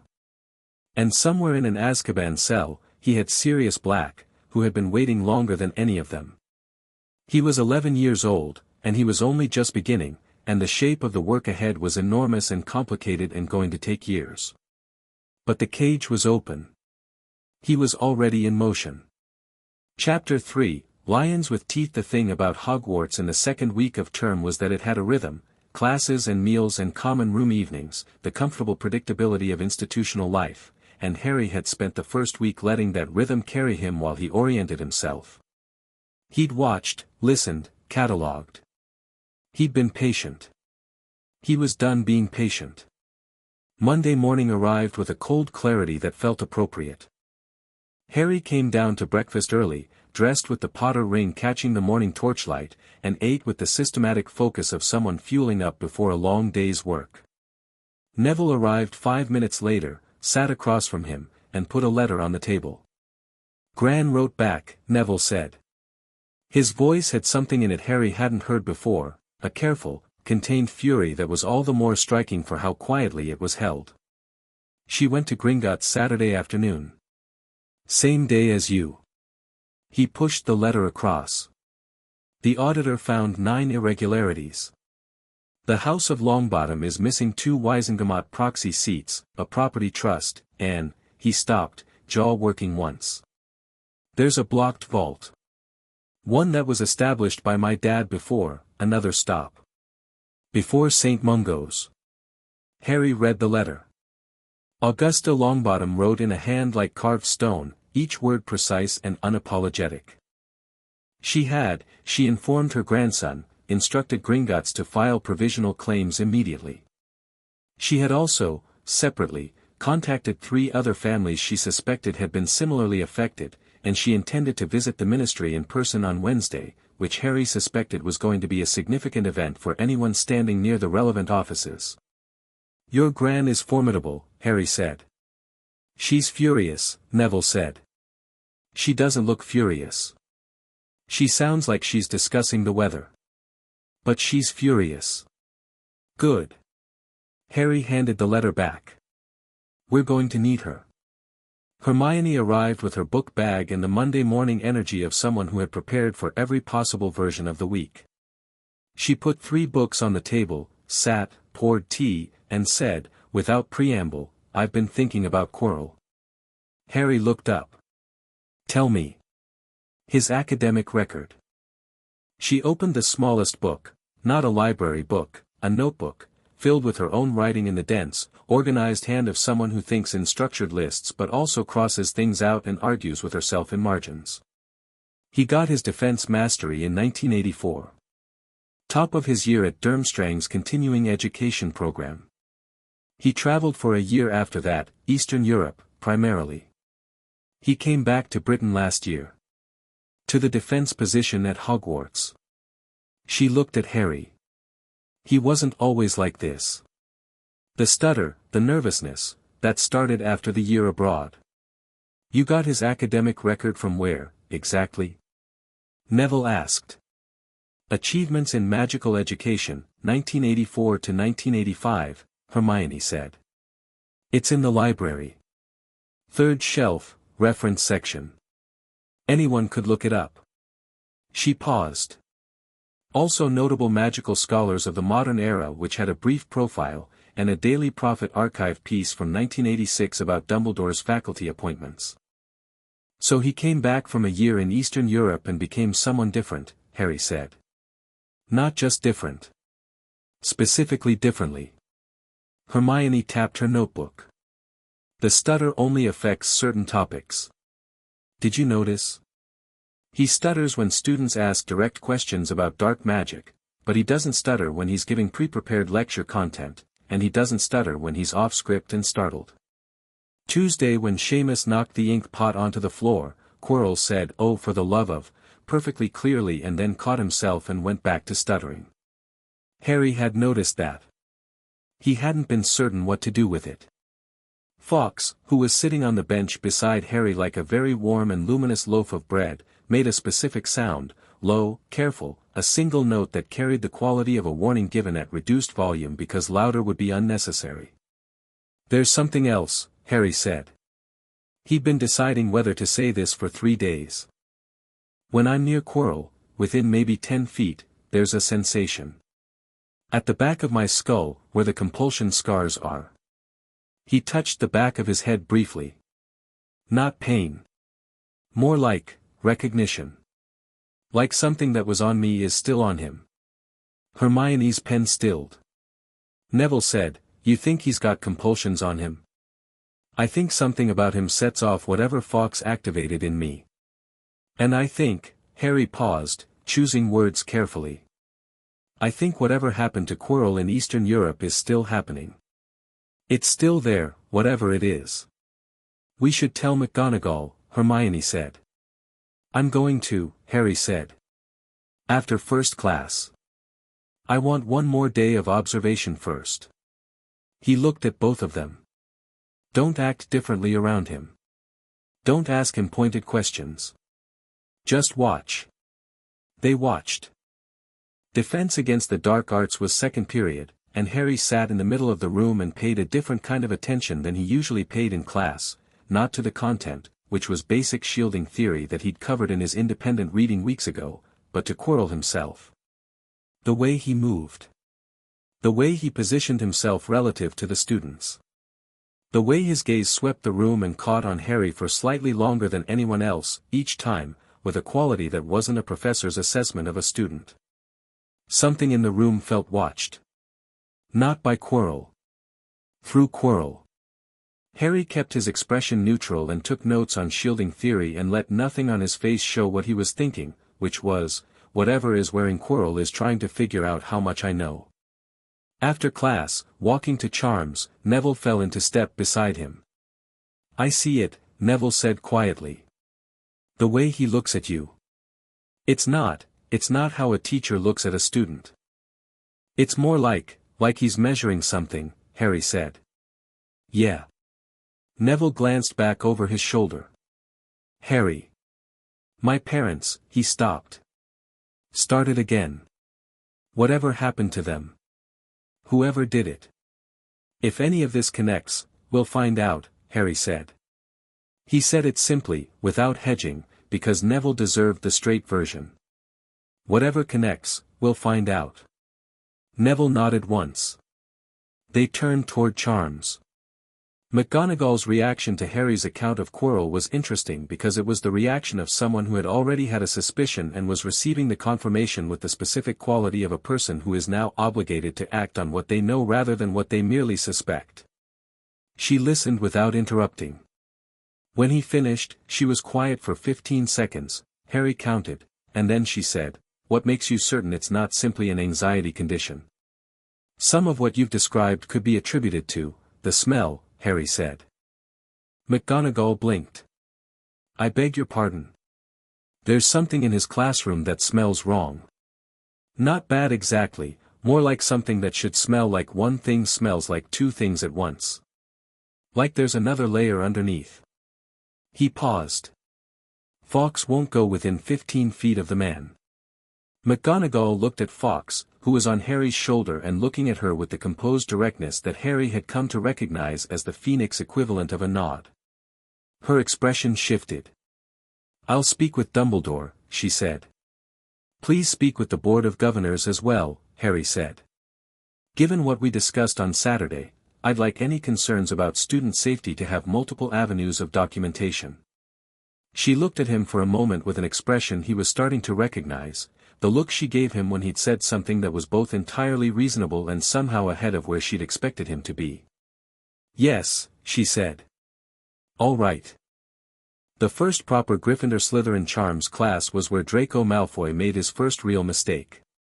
It happened at the end of the lesson, when Professor Flitwick had dismissed them and the general movement of 20 students collecting books and heading for the door created the kind of noise that particular people decide provides good cover for particular comments. Malfoy was speaking to Crabbe and Goyle, and he had the carrying voice of someone who'd been taught to project since childhood, and the comment was specifically directed to Carrie, "Heard Potter's been running to the goblins to count his galleons. Can't imagine how that helps, some people just don't know their place." The class stilled slightly. The background noise dropped in that specific way it does when people are suddenly paying very close attention while pretending they aren't. Harry turned around. He wasn't angry.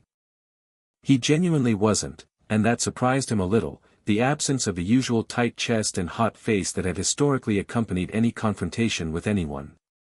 Instead he felt something much more functional, a calm interest in the situation, like someone spotting an interesting problem. "Malfoy," he said. Malfoy turned, chin already elevated at the precise angle that conveyed I am above this conversation while also being in it. "Potter. Tell me something." Harry walked back toward him, unhurried. Fawkes shifted on his shoulder. "When you say, don't know their place, what place specifically did you have in mind?" Malfoy's eyes moved to the rings on Harry's hand. Something briefly uncertain crossed his face, but he recovered it with the speed of someone who'd been trained to perform confidence. "The place of someone who actually understands how things work in our world. Not someone who grew up with muggles." "How things work," Harry repeated. "You mean the political structure? The Wisengamot? The noble house system? Among other things." "Right." Harry looked at him with genuine curiosity rather than aggression, which was clearly unsettling Malfoy more than aggression would have. "Because as of Saturday, I hold the provisional lordship of Potter and heir status to Black and Peverell. The Potter ancient seat has double voting weight in the Wisengamot, which your father's voting bloc doesn't come close to matching without Dumbledore's proxy support, which is currently frozen pending audit." He tilted his head. "You were saying something about my place." The classroom was very quiet. Malfoy had gone slightly pale. Not from fear exactly, from the recalibration of someone who walked into what they assumed was a simple social exchange and found a chess board mid-game. The Peveril claim is unconfirmed, Malfoy said, but his voice had lost its elevation. It's filed with the ICW Noble House Registry, Harry said. You're welcome to challenge it through proper channels. I understand the process quite well at this point. He picked up his bag from the desk. Have a good afternoon, Malfoy. He walked out. Behind him, he could hear the very specific silence of a room full of people deciding how to recalibrate what they'd just witnessed. Hermione caught up with him in the corridor. That was, too much. I was going to say effective. She paused. Also slightly terrifying.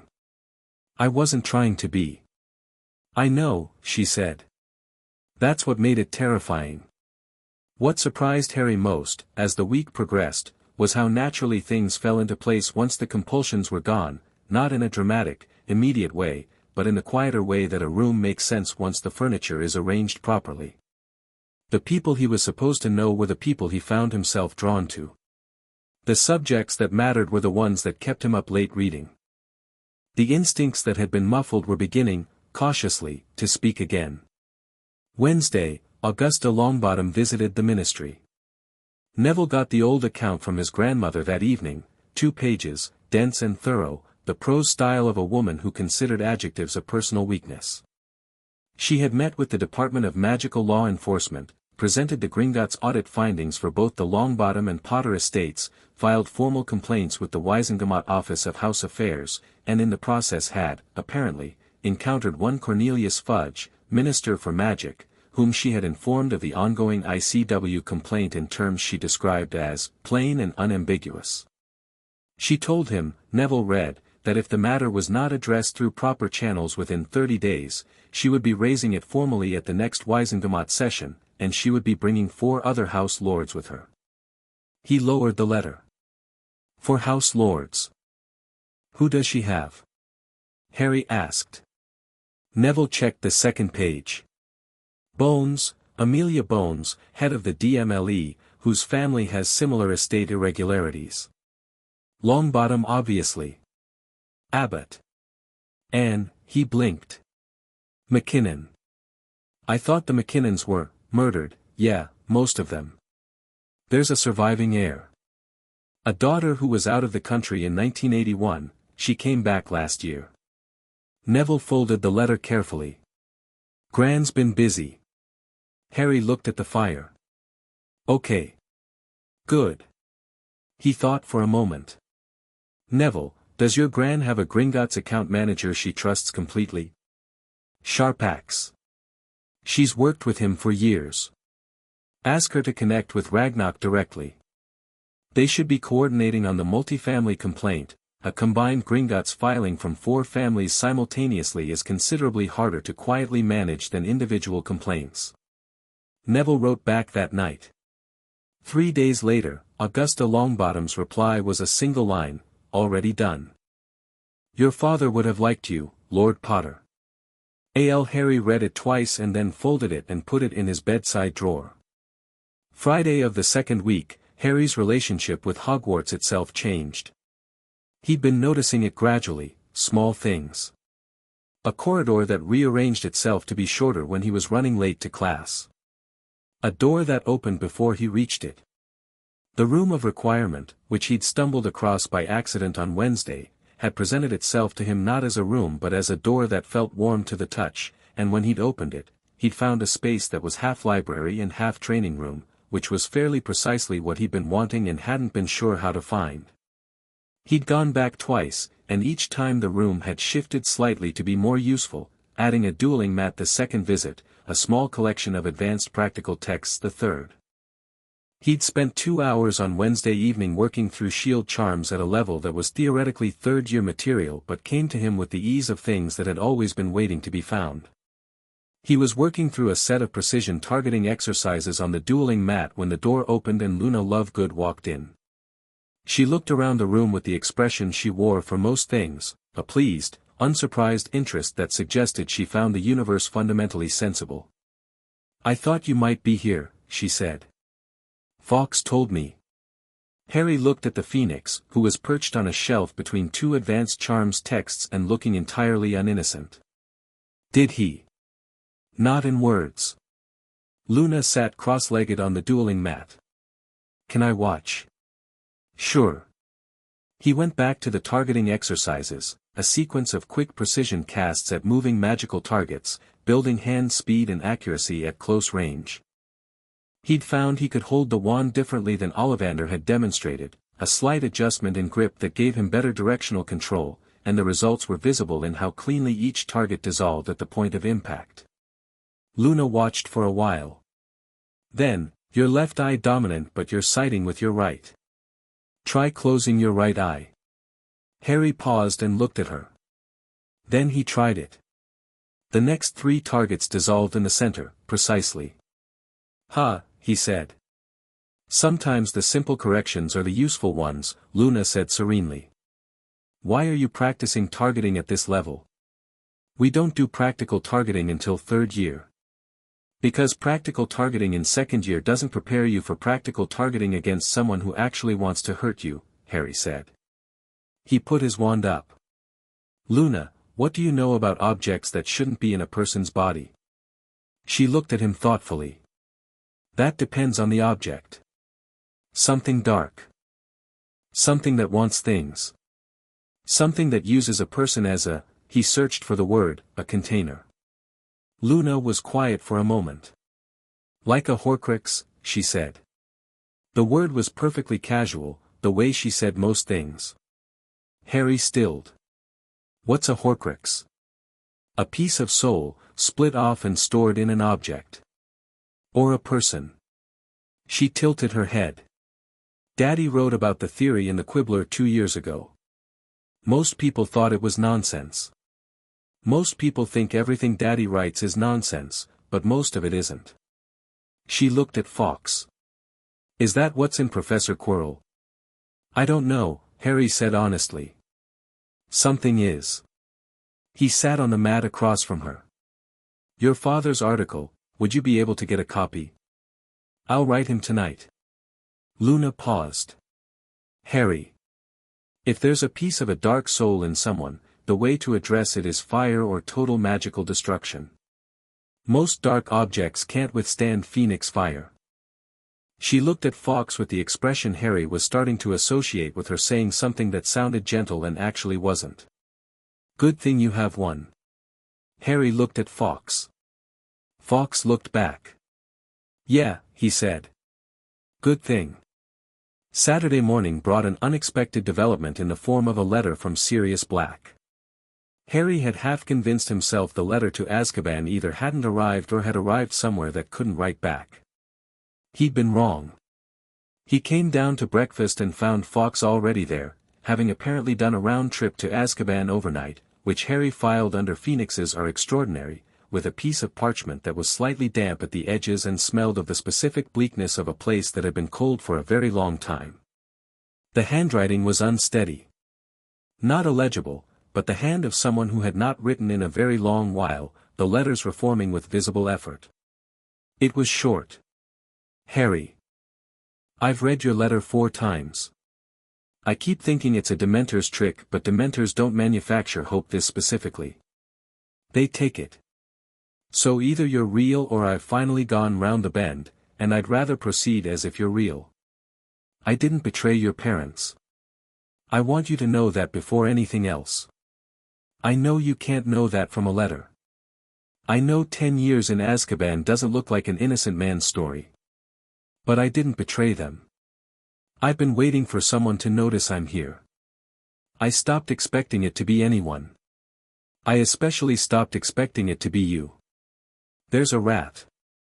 Ask Gringotts about the Pettigrew estate. If Peter Pettigrew actually died on November 1st, 1981, there should be a death record with magical confirmation. Ask them if there is one.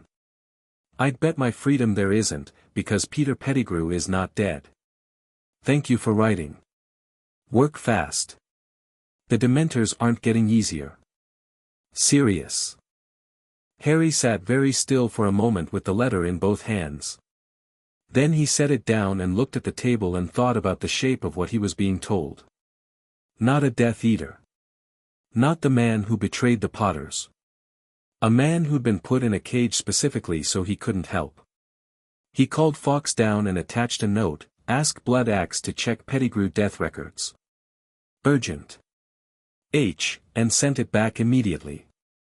Then he put Sirius's letter in his bag, next to Augusta Longbottom's letter, and went back to eating breakfast with the controlled calmness of someone who has added one more item to an already substantial list.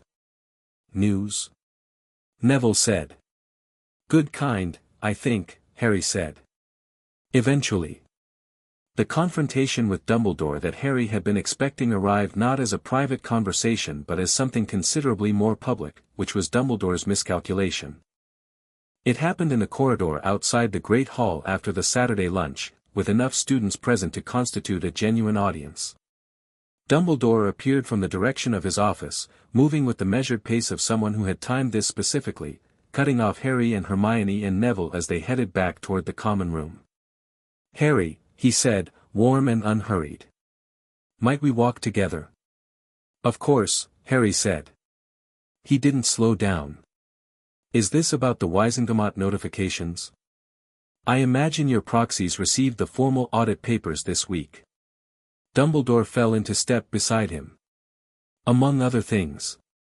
He glanced at Hermione and Neville with an expression that was gentle and clearly intended to be a social suggestion to give the adult space.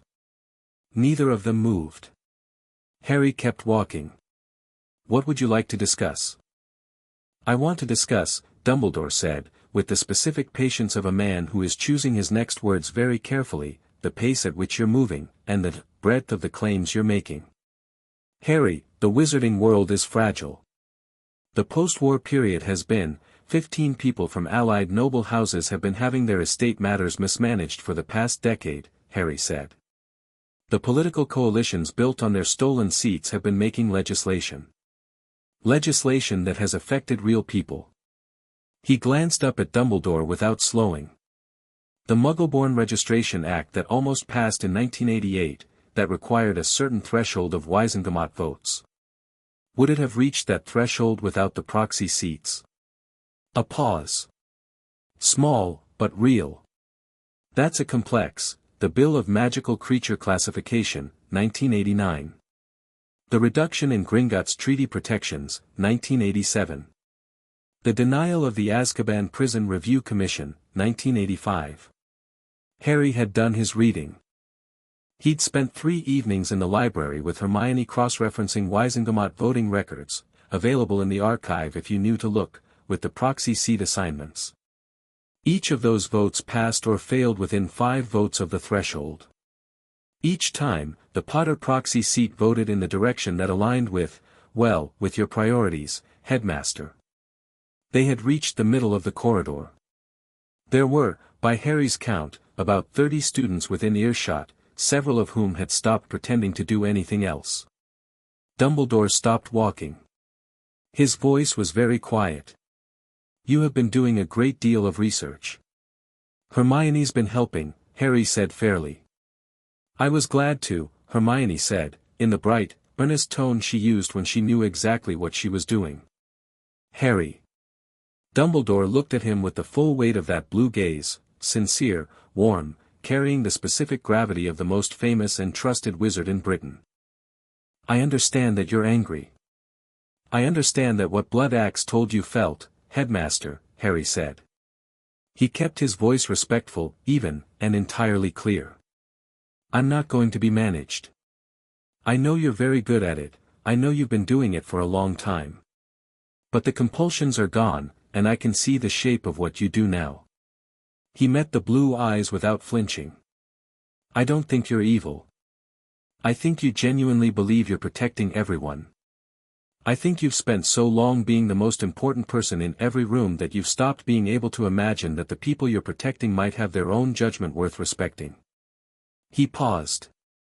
But whatever you believe, you put memory blocks on a 15-month-old child. You stole political seats from grieving families. You let an innocent man rot in Azkaban because a live Sirius Black was inconvenient for your guardianship claim. His voice didn't shake. So when you tell me you're worried about the pace of my actions, I understand why. I just don't particularly care. The corridor was absolutely silent. Dumbledore stood very still. His expression had passed through several things quickly, the controlled warmth, then something beneath it, then something beneath that, and finally arriving at a quality Harry hadn't seen on him before, the unguarded face of a man who is being seen more clearly than he intended. "You are very much your mother's son," Dumbledore said. Quietly. "I hope so," Harry said. "Good afternoon, Headmaster." He walked past him. Hermione and Neville flanked him on either side, and behind them, in the corridor, 30 students who'd heard every word stood very still in the specific silence that follows something that everyone knows is going to matter. Word spread. Harry had expected it to. Hogwarts was an enclosed environment and gossip was its primary currency, but the speed surprised him. By dinner, the broad strokes were all over the castle. By Sunday morning, the story had acquired the specific quality of a thing that people are trying to get the real version of. He heard 3 different accounts of the corridor conversation from 3 different people who'd been there, each account slightly more dramatic than the last. He didn't correct any of them. The truth was sufficient. McGonagall found him after Sunday breakfast and walked with him to her office, where she closed the door and poured tea with the focused attention of someone who needed to do something practical with their hands before they could speak. "You were not subtle," she said. "I wasn't trying to be." "No." She handed him the tea. "I've filed my own concerns with the Board of Governors this week. Regarding Quirrell, and also, a pause, regarding certain administrative practices that I should have formally questioned years ago." She sat. "The board is meeting next Saturday. 3 members have asked me for a statement. I've given them one." "What does the statement say?" She looked at her tea. "That certain irregularities in the headmaster's conduct of his administrative duties have come to my attention, that I have referred the matter to the governors, and that I request an independent audit of school financial and student welfare records." She met his eyes. "It says what it says, and it says it plainly." Harry looked at her. He thought about her standing in her own office on the night of the sorting, watching him with that assessing gaze, not afraid, not uncertain, just recalibrating. He thought about a person who had gotten things wrong for years and who was now, without drama or self-pity, doing the work of getting them right. "Thank you," he said. "Don't thank me yet," she said. "Dumbledore has held this school for 40 years. He has allies, and loyalties, and a reputation that was, substantial. This will not be clean or fast." She paused. "Also, there are 3 fifth-year Slytherins who have been repeating a rather creative account of your corridor conversation to anyone who will listen, and the account has you announcing your intention to destroy British Wizarding Society, which you did not do." "I know. I'm telling you because you should expect a response from the Slytherin quarter. Malfoy in particular." "Malfoy already made his move," Harry said. "I don't think he'll try the same approach twice. He's not stupid." He considered. "He's going to write to his father." "Almost certainly." "Good." Harry drank his tea. "I want Lucius Malfoy in the conversation. He'll be more useful as an active opponent than as an unknown quantity." McGonagall stared at him over the rim of her cup. "You're 11 years old," she said, and it sounded slightly less like an observation and slightly more like a private prayer. "Nearly 12, Harry said. "What's our procedure for official dueling practice? Is there a club?" The non sequitur made her blink. "There's a dueling club, yes. It hasn't been active this year. Dumbledore hasn't approved a faculty sponsor." "Could you sponsor it?" A pause. "Technically, any faculty member can establish a student organization with 4 signatures from different houses." She set down her cup. "Are you thinking of establishing it yourself?" "I thought I'd ask you first," Harry said. "It's your house." She looked at him. The expression was the one he was starting to think of as her hairy face, the one that contained, in equal measure, exasperation, grudging admiration, and the very specific expression of someone who has decided to follow a situation wherever it leads. "I'll file the paperwork tomorrow," she said. Sunday evening in the common room.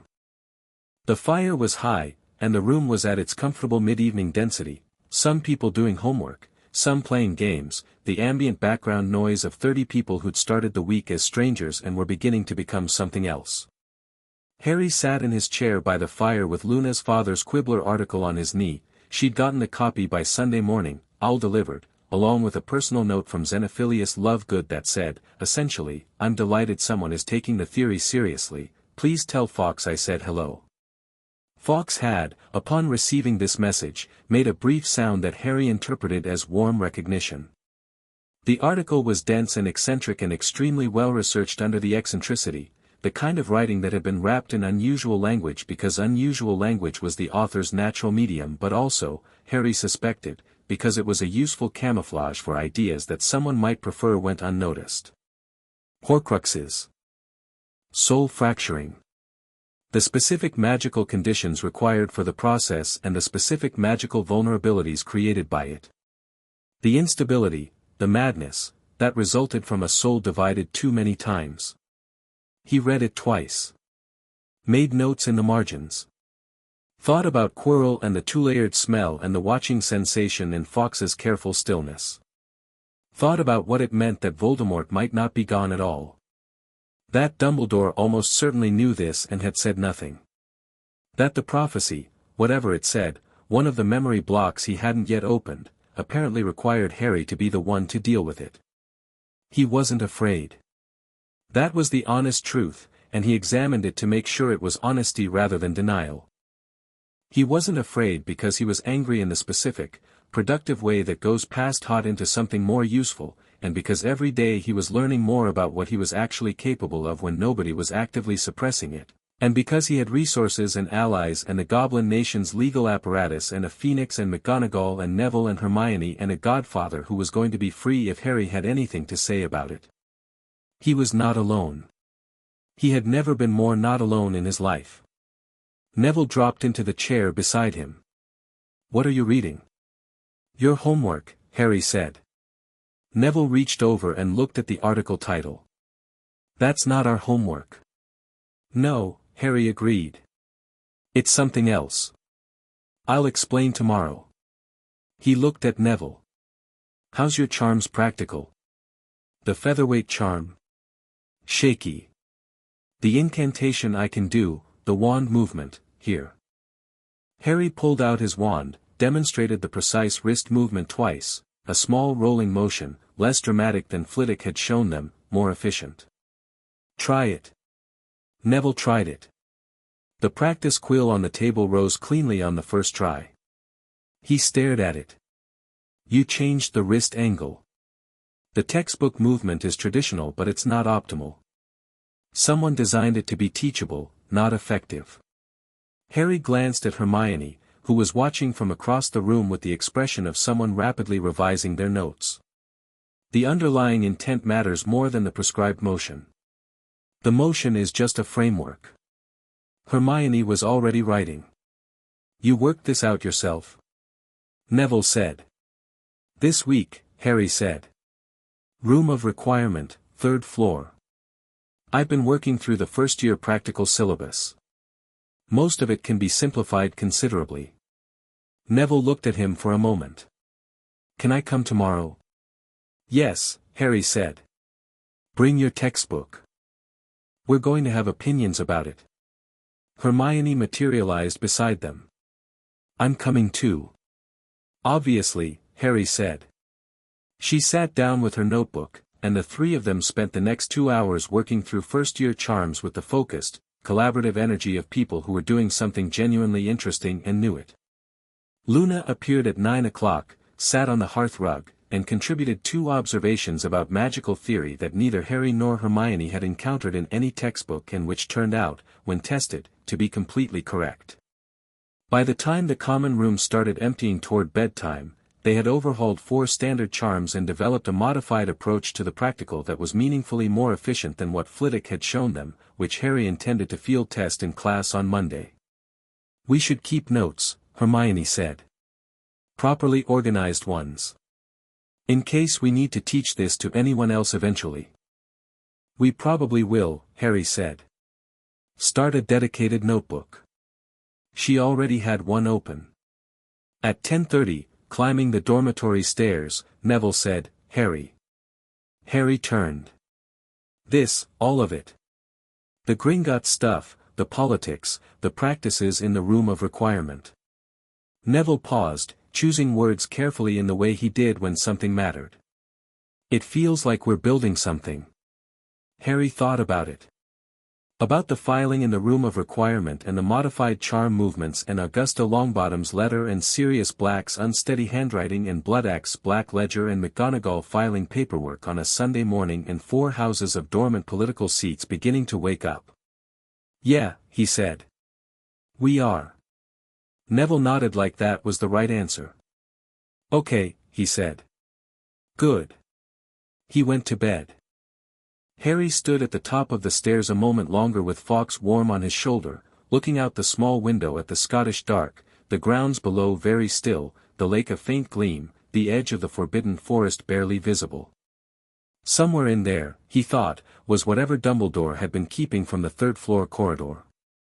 Something worth protecting badly enough to deploy a 3-headed dog. Something connected to Quirrell's regular visits to the forbidden floor, which 2 different Gryffindor prefects had mentioned in passing this week and which nobody in authority seemed to want to address. He'd let that develop. He had enough in motion. But he was watching. He went to bed, and slept, and dreamed about a house in Godric's Hollow with lights in all the windows. Chapter 4, The Board Moves the Owl from Lucius Malfoy arrived on Tuesday morning. Harry saw it coming before most of the hall did, a large, grey bird with the specific bearing of an animal that had been trained to convey social status through its posture, and watched it land precisely in front of him rather than Draco, which told him the letter was intended as a direct communication rather than a parental instruction routed through a child. He opened it. The handwriting was immaculate, the parchment expensive, the tone calibrated to the precise frequency of polite menace that people practiced in front of mirrors. Lord Potter, it began, which Harry noted, the title acknowledged, which meant Lucius Malfoy had checked the Gringotts registry and confirmed the provisional lordship before writing. I write as a concerned member of the Wisengamot's Board of Guardians and as a parent of a Hogwarts student, to express my reservations regarding certain claims currently being processed through the Goblin banking system. The noble house structure of Wizarding Britain is a delicate instrument, and I'm sure you will appreciate that disruptions to established proxy arrangements, however well-intentioned, carry significant consequences for the stability of our political institutions. I would welcome the opportunity for a conversation, at your convenience. Lucius Malfoy, Governor, Hogwarts Board. Harry read it once, handed it to Hermione, and ate his toast while she read it with the focused attention of someone parsing legal subtext. He's threatening you, she said. Politely. Yes. He's also a Hogwarts governor. Yes. Harry accepted the letter back and read the closing line again. Governor, Hogwarts Board. He thought about McGonagall's meeting with the board on Saturday. He thought about Lucius Malfoy sitting on a board that oversaw the school where his son attended, casting votes on administrative matters, with, almost certainly, similar estate irregularities in his own family's financial records if the pattern held. Hermione, what do you know about Hogwarts governor terms and removal procedures? She pulled out her notebook. She had, he was learning, a notebook for everything. Governors serve 5-year terms. They can be removed by a 2/3 majority of the board, or by the Ministry of Education, or, she flipped a page, by formal petition of 5 or more noble house lords. How many governors are there? 12. Harry did the math. 5 noble house lords could remove a governor. He currently held provisional status of 1 house and heir status of 2 more. Augusta Longbottom held 1. Amelia Bones held 1. Assuming the McKinnon heirs' claim was formalized and 1 more allied family came through, he filed the thought. Not the time. But the time was coming. He wrote back to Lucius Malfoy that afternoon, in McGonagall's office where he had a decent desk and the implicit endorsement of a faculty witness. He kept it short. Lord Malfoy, thank you for your letter. I'm afraid a private conversation won't be necessary. The matters you're concerned about are progressing through proper legal channels, and I find that proper legal channels are generally more effective than private conversations for matters of this complexity. I look forward to addressing them formally. Lord Harry James Potter. He sealed it, handed it to Fawkes, and watched the phoenix take off with the expression of a bird that found the entire correspondence slightly beneath its dignity. You're poking him, Neville said. I'm giving him accurate information, Harry said. If he finds that poking, that's on him. He's going to respond. Good. Harry picked up his bag. I want to know what he does when he can't manage someone quietly. Wednesday brought the first real challenge to Harry's Hogwarts standing, and it came not from Slytherin but from the direction he'd been watching least carefully. Ron Weasley cornered him in the corridor between potions and lunch, and cornered was the right word. He'd positioned himself with two friends at a junction that Harry would have to go through, and his posture had the specific quality of someone who had worked themselves up to something. Ron was big for 11 and red-faced and carrying the energy of a person who felt something strongly and had very little practice expressing it in ways that didn't come out sideways. Harry stopped in front of him. Neville and Hermione stopped beside him. Potter, Ron said. We need to talk. Harry had been aware of Ron Weasley in the peripheral way he was aware of most things, a boisterous, loud presence at the Gryffindor table, often funny, obviously bright in ways he didn't apply consistently. He'd also noticed the quality of Ron's attention when Harry's name came up in any conversation, the specific combination of fascination and resentment that belongs to someone who has built a relationship with a concept of a person and finds the reality of them inconvenient. Sure, Harry said. What's up? What you said to Dumbledore on Saturday, Ron said. In the corridor. I said several things. That Ron stopped, visibly working through how to phrase this. People are saying you accused him of stealing from you. Of Dumbledore. You're saying Dumbledore did all that. I'm not saying it, Harry said. Gringotts documented it. I'm just the person who asked them to look. He met Ron's gaze without tension. Is there something specific you wanted to discuss? He's not, Ron's jaw worked. He's not the villain. He defeated Grindelwald. He's the greatest wizard alive. He would never, Ron. Harry kept his voice even. I don't think he woke up every morning planning how to hurt people. I think he made decisions about my life without my knowledge or consent, decisions that served his agenda, and he did it because he believed his agenda was important enough to justify the cost.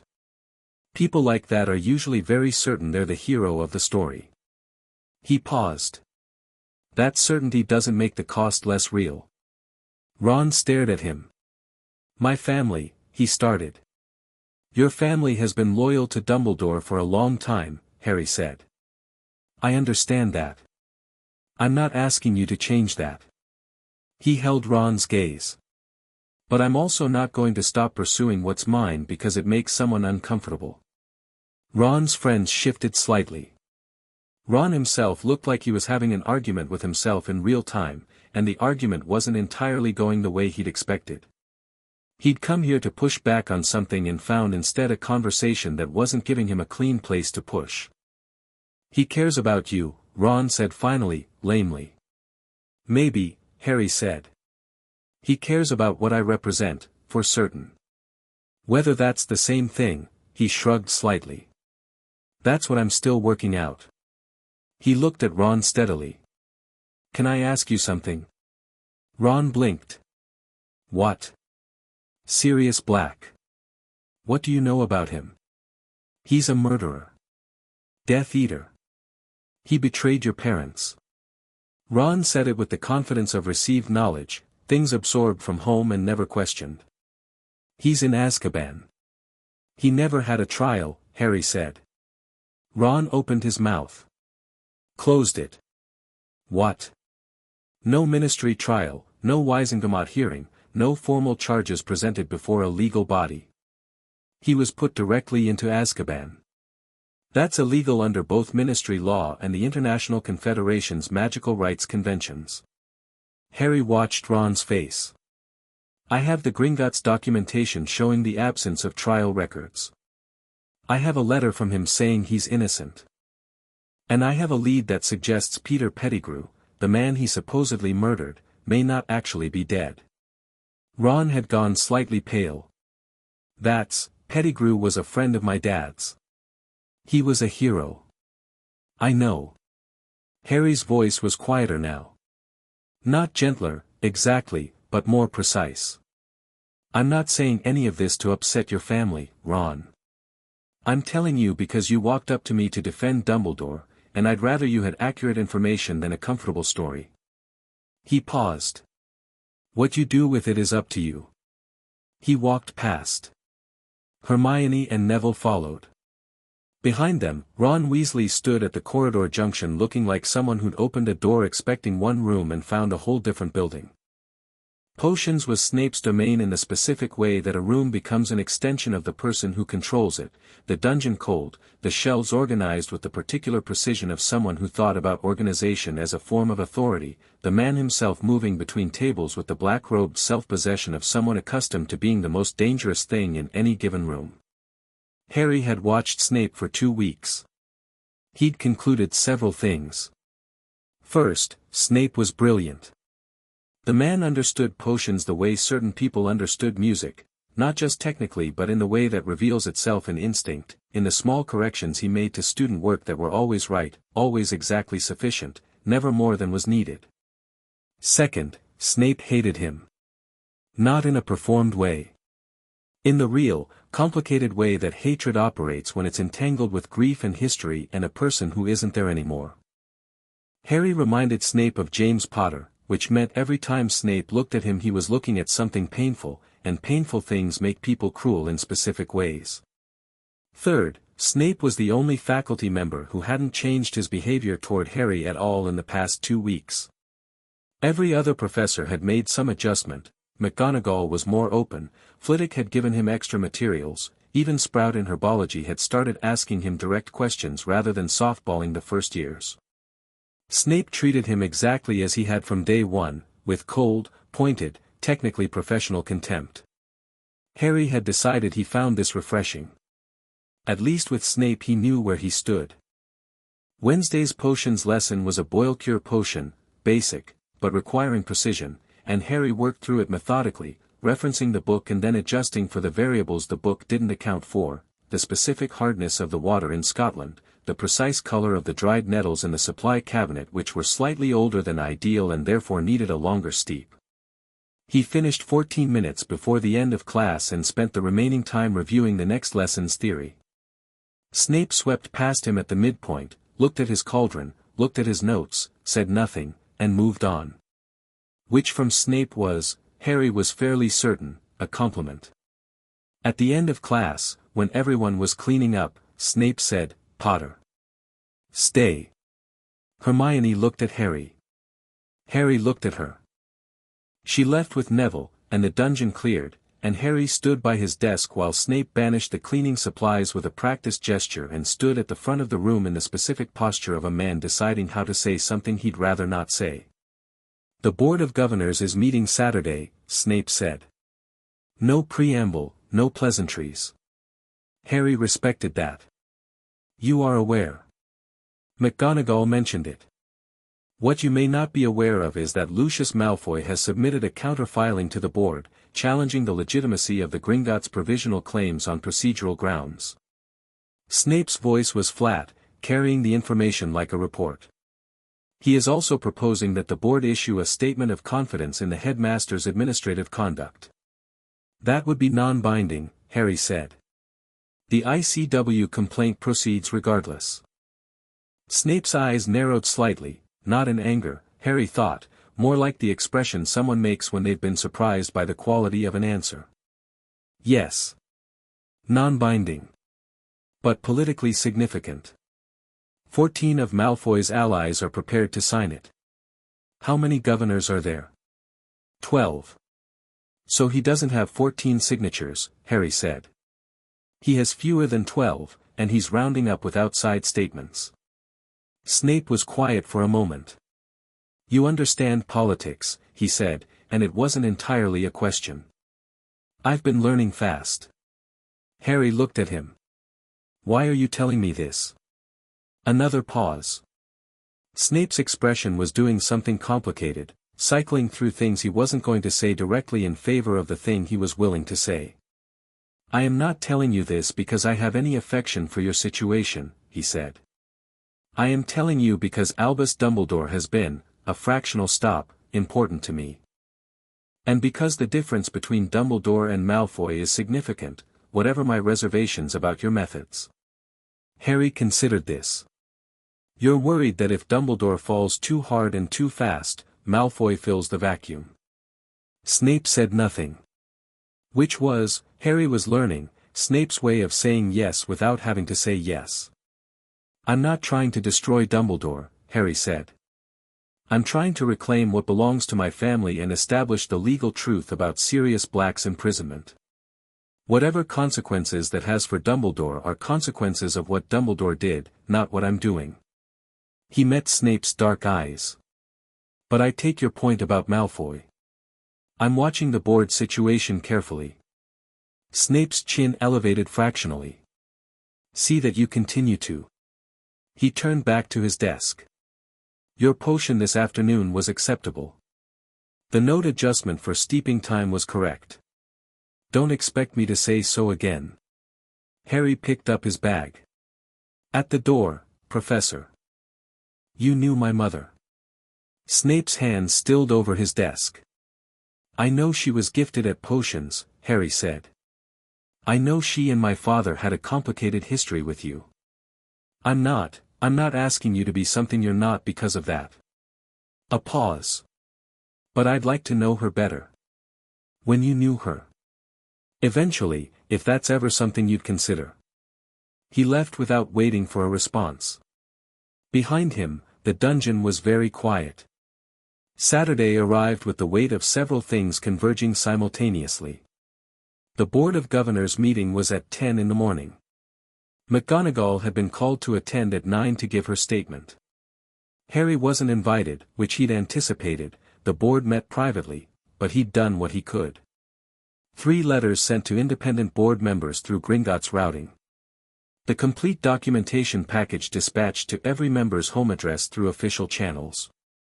A summary legal brief that Hermione had helped him write, citing the specific Wisengamot charter provisions that made unauthorized proxy designation illegal and the specific ICW convention that required member institutions to maintain financial transparency in the management of minor heirs. He was sitting in the room of requirement working on his transfiguration when the news came. It came via McGonagall, who appeared at the room's door at 11:45 looking like someone who had run up several flights of stairs and was managing the fact that she'd run up several flights of stairs with the same rigid composure she managed everything else. Lucius Malfoy has been removed from the Board of Governors, she said.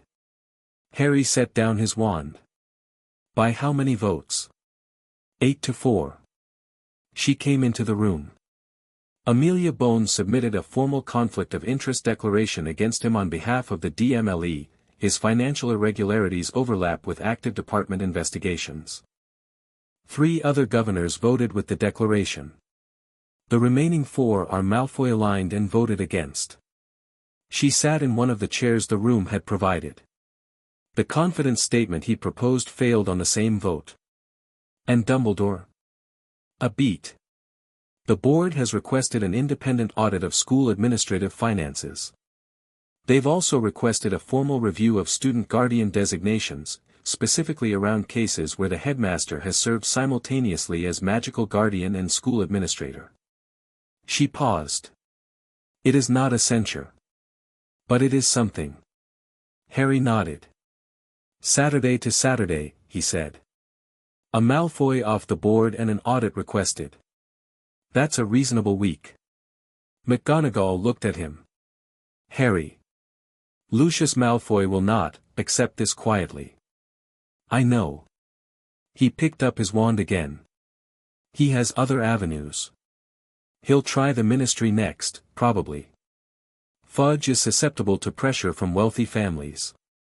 He thought about it. Has Amelia Bones indicated where she stands on the broader situation? She's head of the DMLE, she'd have authority over a Sirius Black retrial if one was ordered. McGonagall's expression shifted. You've heard from Sirius. 3 letters now.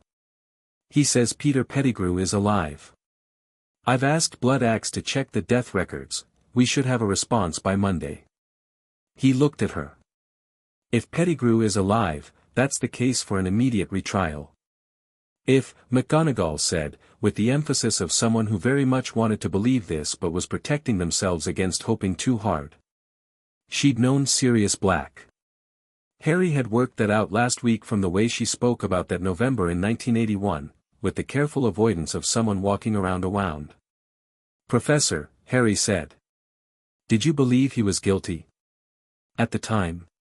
She was quiet for a moment. I believed what everyone believed. He was the secret keeper.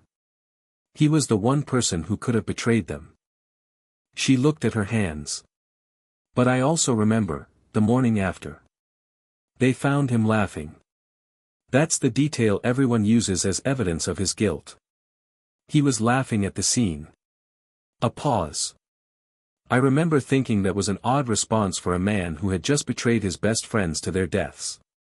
I thought, even then, that it seemed more like a man who had just gone mad. She stopped. I didn't pursue it. Nobody did. Nobody was supposed to, Harry said. She looked at him sharply. Sirius's arrest removed him as a potential guardian. Fast. Publicly. In a way that made him untouchable and removed him from the board before he could contest the guardianship claim. Harry kept his voice level. I don't know if that was deliberate. I'm still looking at it. But the timing is interesting. McGonagall stood. She moved to the window and stood with her hand on the stone wall the way she'd done in Blood Axe's office, the gesture of a person grounding themselves against something large. What do you need me to do? She said, finally. Keep being honest, Harry said. And, do you have a direct line to Amelia Bones? A small pause. She was in my house, 20 years ago. We exchange letters occasionally. Would you write to her this week? About the Pettigrew question specifically. Not asking her to act, just making sure she has the full picture before the results come back from Gringotts. McGonagall turned from the window. Yes, she said. I'll write today. The Gringotts response about Peter Pettigrew arrived Monday morning, delivered by Fawkes with the promptness of a phoenix that understood the urgency of the matter. Harry read it at the breakfast table. Then he set it down and read it again, not because he hadn't understood it but because he wanted to be absolutely certain before he said anything. There was no ministry death record for Peter Pettigrew. There was no Gringotts magical death confirmation, the notification that automatically triggers when a witch or wizard with a Gringotts account dies, the same system that had automatically transferred the Potter vaults upon James and Lily's confirmed deaths. There was, however, an active vault in the name of one Peter Pettigrew, which had been dormant since November 1981 but which had not been closed or transferred. The vault of a dead person was always closed within 2 years under Gringotts protocol. The vault was open. There was one withdrawal. November 4, 1981. 3 days after the Potters' deaths. The withdrawal amount was minimal, 20 galleons. The magical signature on the withdrawal did not match the account holder's registered signature, which was an irregularity that should have triggered an alert but somehow hadn't. And there was one other item. A safe deposit entry from October 1981, 1 week before the Potters' deaths, a small package, sealed with a self-destruct ward, which had dissolved unopened when the account went dormant. The item it had contained was logged only as, personal effects, 1. Harry folded the letter. Neville, he said. Neville looked up from his porridge. Write your Gran again. Tell her Gringotts confirmed no death record for Pettigrew. She should know before it goes further. Harry stood. I need to send a letter. He went to the Ollery, no, he corrected himself, he had Fawkes, and walked to the window in the corridor and let Fawkes come to his arm. He wrote quickly. Blood Axe, the Pettigrew documentation needs to be transmitted to Amelia Bones at the DMLE today, through the Goblin Nation's official legal communication channel. Full package. H.P. Fawkes was gone before he'd finished capping the ink. He was back at his desk in Transfiguration when Hermione appeared at the door. They had a free period before Transfiguration, she'd been in the library, and she had a look on her face that Harry had learned to associate with information that changed the shape of things. What? He said. She sat beside him and put a piece of parchment on the desk. Her own writing, rapid but precise, with a book reference in the margin. The prophecy, she said, very quietly. Or rather, what I think the prophecy might say, based on what I could find. She tapped the parchment. There's a restricted text, Trelawney's historical work from 1979, I couldn't get it, it's genuinely restricted, but the public catalogue has a summary. One of the prophecies recorded that year was sealed immediately on Dumbledore's personal order. The subject designations in the catalogue record, they're coded, but the codes are consistent with the ones used for the Potter case in other Ministry files. The ones from the Gringotts records.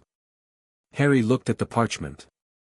The coding system Hermione had worked out was ingenious, she'd cross-referenced 4 different archival systems to reverse-engineer the subject tags. You think the sealed prophecy is mine? I think it's very likely. She looked at him.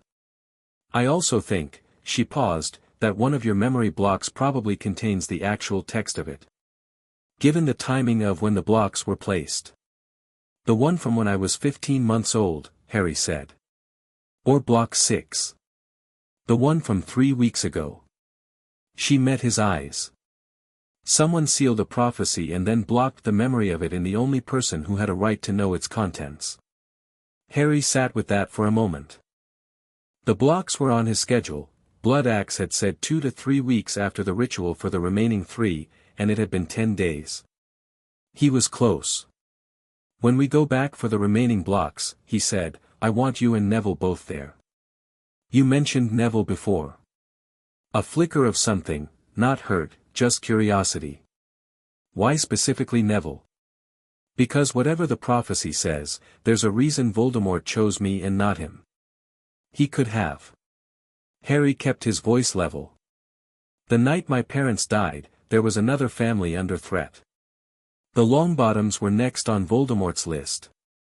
Neville has as much right to that information as I do. He paused. And because he's steady. When the blocks break and whatever's behind them comes through, I need people who won't shatter. Hermione was quiet for a moment. I won't shatter either, she said. I know, Harry said. That's why you're both coming. Tuesday, Quirrell tried something new. It was subtle, the kind of subtle that you only notice if you're already watching, which Harry was. During Defense Against the Dark Arts, Quirrell distributed a revised practical exercise midway through class, deviating from his usual prepared content. The exercise required students to practice a specific kind of focus charm, not offensive, not obviously defensive, just a concentration exercise, nothing that would raise flags in a classroom. The instructions asked students to hold the charm's focus on the point between their eyes and maintain it while Quirrell walked between the desks. Harry looked at the exercise. Looked at the specific phrasing, hold the focus without deflection, allow the charm to settle fully, and felt something familiar in the magical structure of the instruction. Not familiar in a comfortable way. Familiar in the way the compulsion residue felt familiar. He cast the exercise charm, targeted it accurately, and then quietly wrapped a counterfocus around it before Quirrell's pass reached his row. The counterfocus was instinctive, something he'd worked out in the room of requirement, a basic shielding technique applied in a direction he wasn't supposed to apply it yet. Quirrell passed his desk. Paused. Moved on. Fawkes, who was in the corridor outside, Quirrell had made it clear on the first day that he found Fawkes's presence in his classroom distracting, which Harry now found extremely informative, made a sound from beyond the door that Harry felt more than heard, a low tonal note like a string plucked once. He's testing, Harry thought. Whatever is in Quirrell is testing whether he can still get in. After class, Harry went directly to McGonagall's office. "The exercise Quirrell gave today," he said. "Can you have a defense specialist look at the charm structure?" "Someone outside the school, not affiliated with Dumbledore." McGonagall frowned. "What am I looking for?" "Whether the exercise as constructed had a secondary function. Something that could create a compliance window or an openness to external influence." He paused. "There's a reason Fawkes won't go near him. And there's a reason Quirrell tried a targeted classroom exercise the week after I put a counter shield on my mind in his class."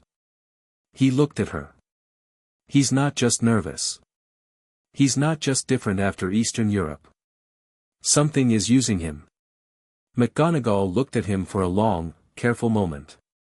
"I'll contact Arabella Figg," she said. "She's not affiliated with the school. She's a squib, but her late husband was a defense specialist, and she has contacts." She paused.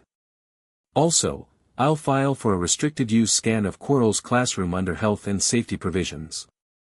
If there are active compulsion-adjacent charms laid into the room, that scan will find them." "Thank you," Harry said. "Quickly, if possible. I think whatever is in that room is becoming impatient." The letters from Sirius had found a rhythm now, 3 a week, the handwriting steadily less unsteady, the sentences longer and occasionally even funny in the dark, gallows way of someone who'd survived something terrible by never entirely losing their sense of absurdity. Harry wrote back every time, sometimes at length, sometimes just a paragraph. He told Sirius about Gringotts, about the board meeting, about Pettigrew's vault, about Fawkes. Sirius's response to the news about Fawkes was, "A phoenix chose you at sorting and you're still in school instead of ruling the country." Which Harry showed to Hermione, who laughed for longer than the joke strictly warranted, and to Neville, who said, "That sounds about right for a Black," with the satisfied tone of someone whose research on the subject had just been confirmed. The letter about Pettigrew's vault produced a different response. Harry received it Wednesday evening, and it was longer than usual, and the handwriting was slightly less even despite being later in the week. "Harry, the withdrawal on November 4th. I know what it was. 3 days after Lily and James died, I went to the DMLE and told them Pettigrew was the real secret keeper. They told me to wait. I waited 4 hours. Then they arrested me and I was in Azkaban before sundown. That withdrawal, it was Peter. He was already in hiding by November 4th. He was already safe. He left his money, took just enough to run, and vanished into whatever hole he's been in since. Someone knew I was going to the DMLE that morning. Someone made sure I was arrested before the report was filed. The Pettigrew death record that doesn't exist, there won't be one. Because he's not dead. He's out there. He's been out there for 10 years. Who knew I was going to the DMLE that morning? I told one person. One. Harry stared at the last line for a long time. Then he folded the letter and put it away and went to find Hermione. "I need to understand the specific timeline," he said, when he found her in the library. October 31st to November 4th, 1981. Every confirmed event in order. Dumbledore's confirmed locations, the DMLE records, the Sirius arrest report, whatever is publicly available. She looked at him. How publicly available is the arrest report? Gringotts can request it through their legal channel. It's ministry property, but the Goblin Nations Treaty gives them access for active inheritance cases. He sat across from her. I need the full picture before we go back to Gringotts for the final blocks. When are you scheduling that? Saturday, he said.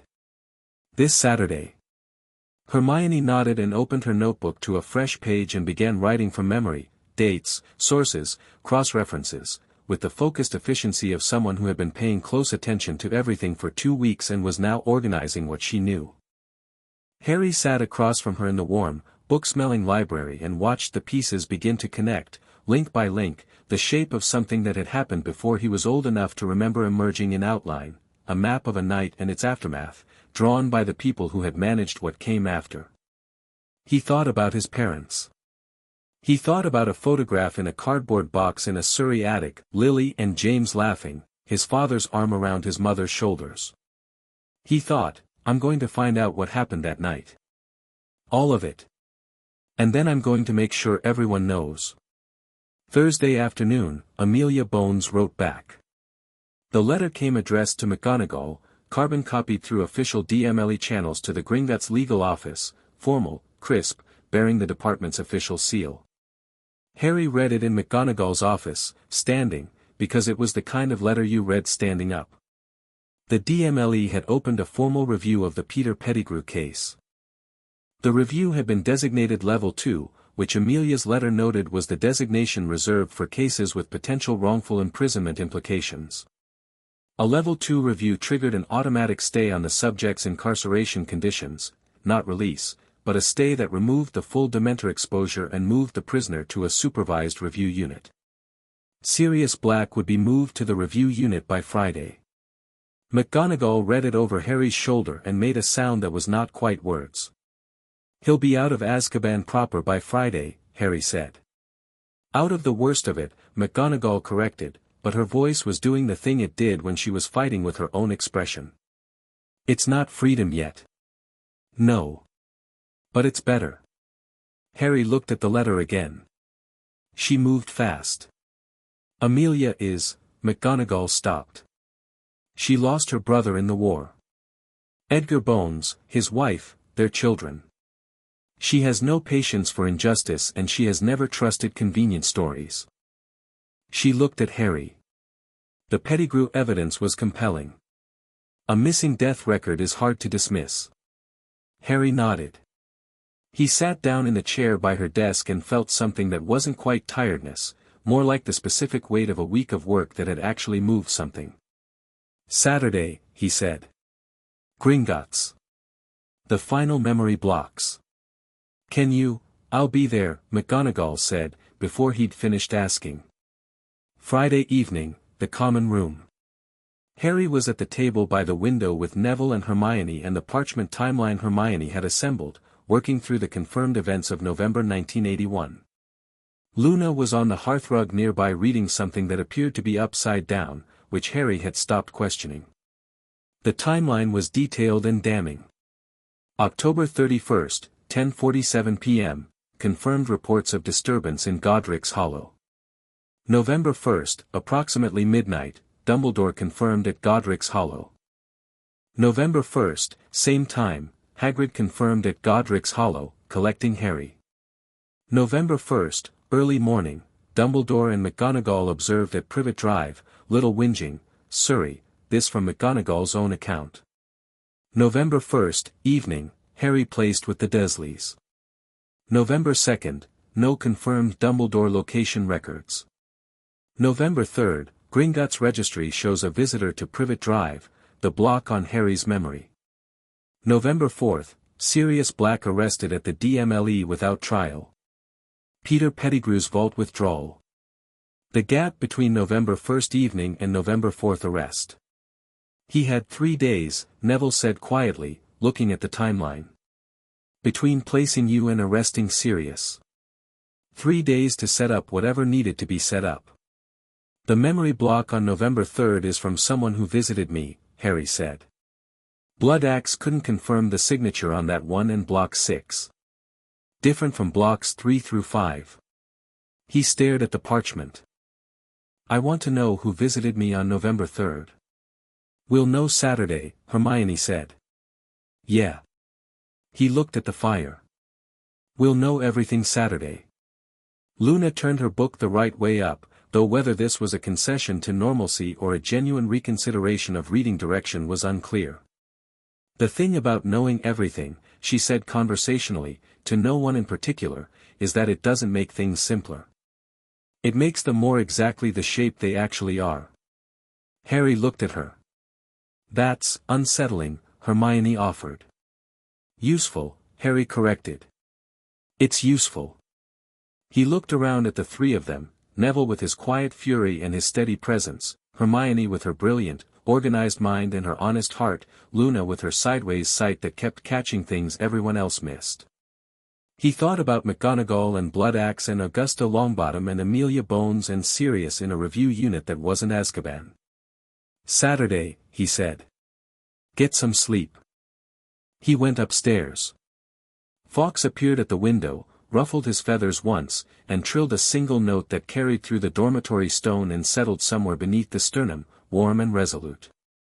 Harry lay in the dark and thought about the shape of what was coming, the memory blocks and what was behind them and the specific grief that was going to live in whatever he found there, and also the specific clarity, the fullness of a picture that had been withheld.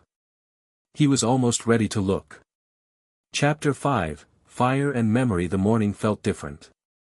Harry noticed it when he woke. The quality of the light through the dormitory window was the same Scottish pale grey it always was. Neville was still asleep across the room, someone down the hall was making tea by the smell of it. Everything was ordinary. But something in the air had the density of a day that knew it was important, the way a thunderstorm feels different even in the hour before the clouds arrive. He was dressed and downstairs before 6. Fawkes was already there, perched on the back of the armchair by the dead fire, and when Harry came down the stairs the Phoenix turned and looked at him with those amber eyes and sang one note, short, sustained, a sound that Harry had come to understand as the specific frequency of ready. Yeah, Harry said quietly. Me too.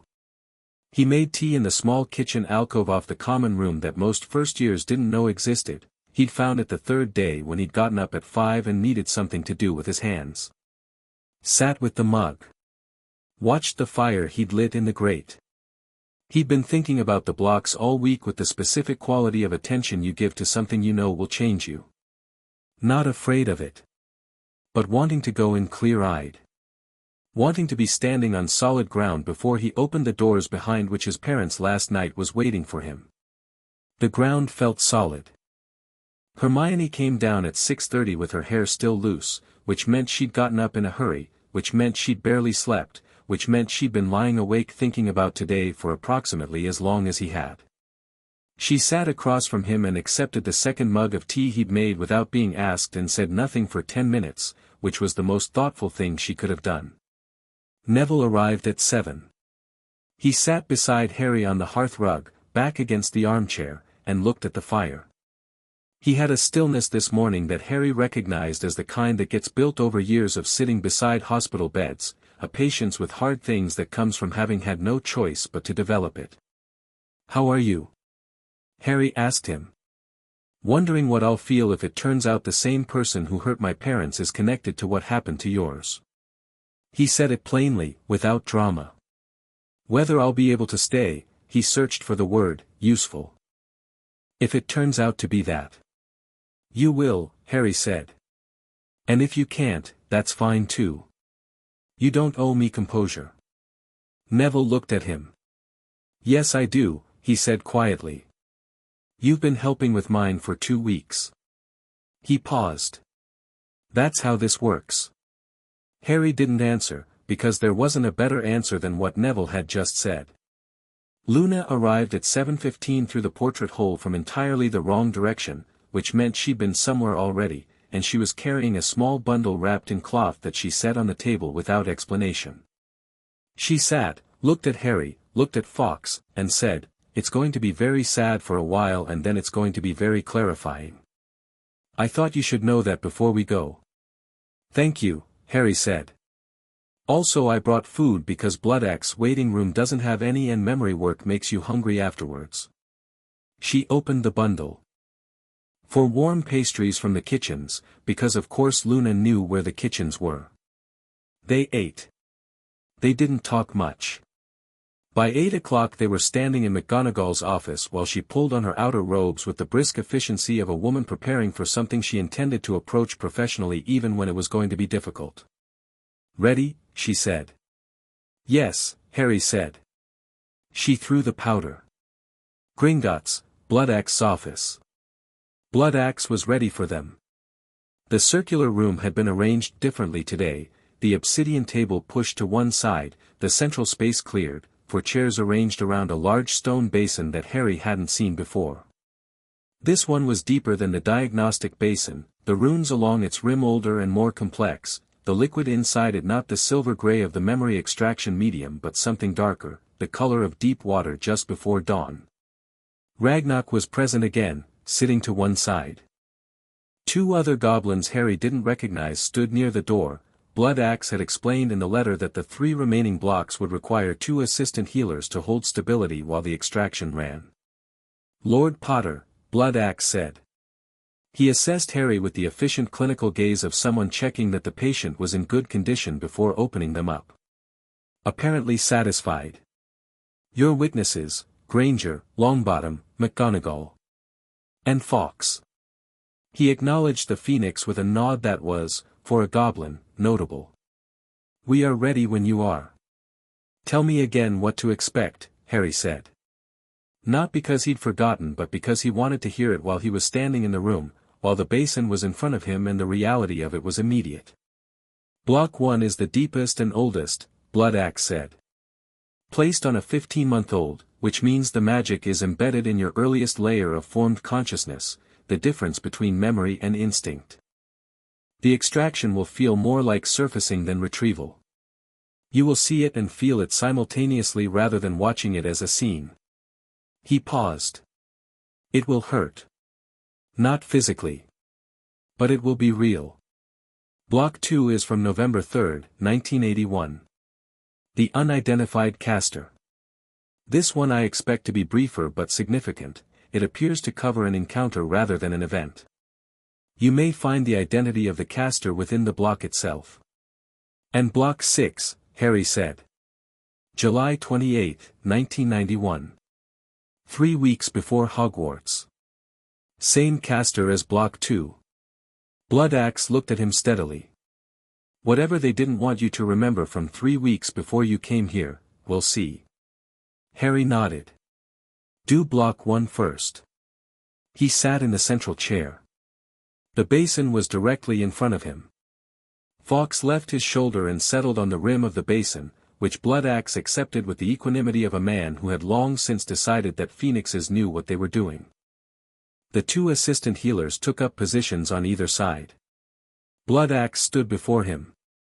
Hermione sat to his left, Neville to his right, McGonagall behind him. He could feel Neville's steady presence like a physical thing, a warmth on his right side, reliable and quiet. One word, Blood Axe said, raising his wand. If you need to stop, any time, say stop. I won't, Harry said. The option exists nonetheless. Harry looked at the dark water in the basin and felt the block, could feel it now as a specific location, a sealed door in the deepest part of his mind, and breathed once, slowly. He thought about what was behind it. The night of October 31, 1981. The night his parents died. His first 15 months of life, the part of himself he had no access to. Go ahead, he said. The extraction started. The word surfacing was the right one.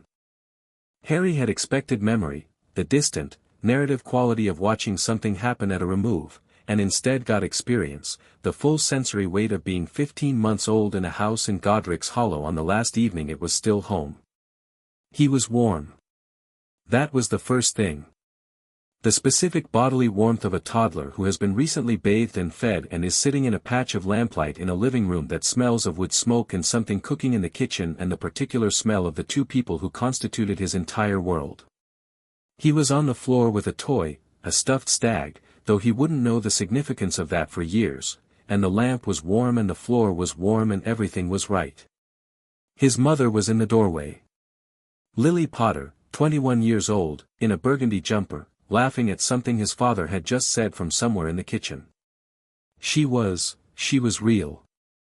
Not the face from photographs, not the concept of her that Harry had been carrying, but a real person, 21 and alive and laughing, her hair loose and her eyes exactly the color everyone had always told him his were. She turned and looked at him and the expression on her face was, it was just love. The uncomplicated, specific love of a person looking at their child. She said something in the baby language she used with him, something half word and half music that he couldn't have rendered in adult terms but that landed in him with the full force of you are completely safe and completely loved, and it was the most devastating thing that had ever happened to him.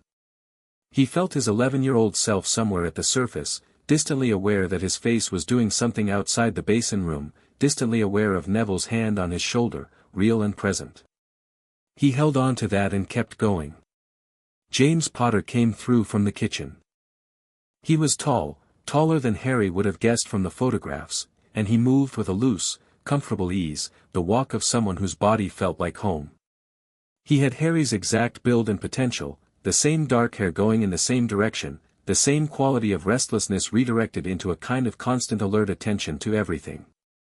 He sat on the floor beside the toy and made a sound like a stag, absurd, affectionate, performed entirely for a 15-month-old's delight, and Harry as toddler reached both arms up, the universal language of pick me up, and James did, with the ease of someone who'd been doing it for over a year and would do it forever.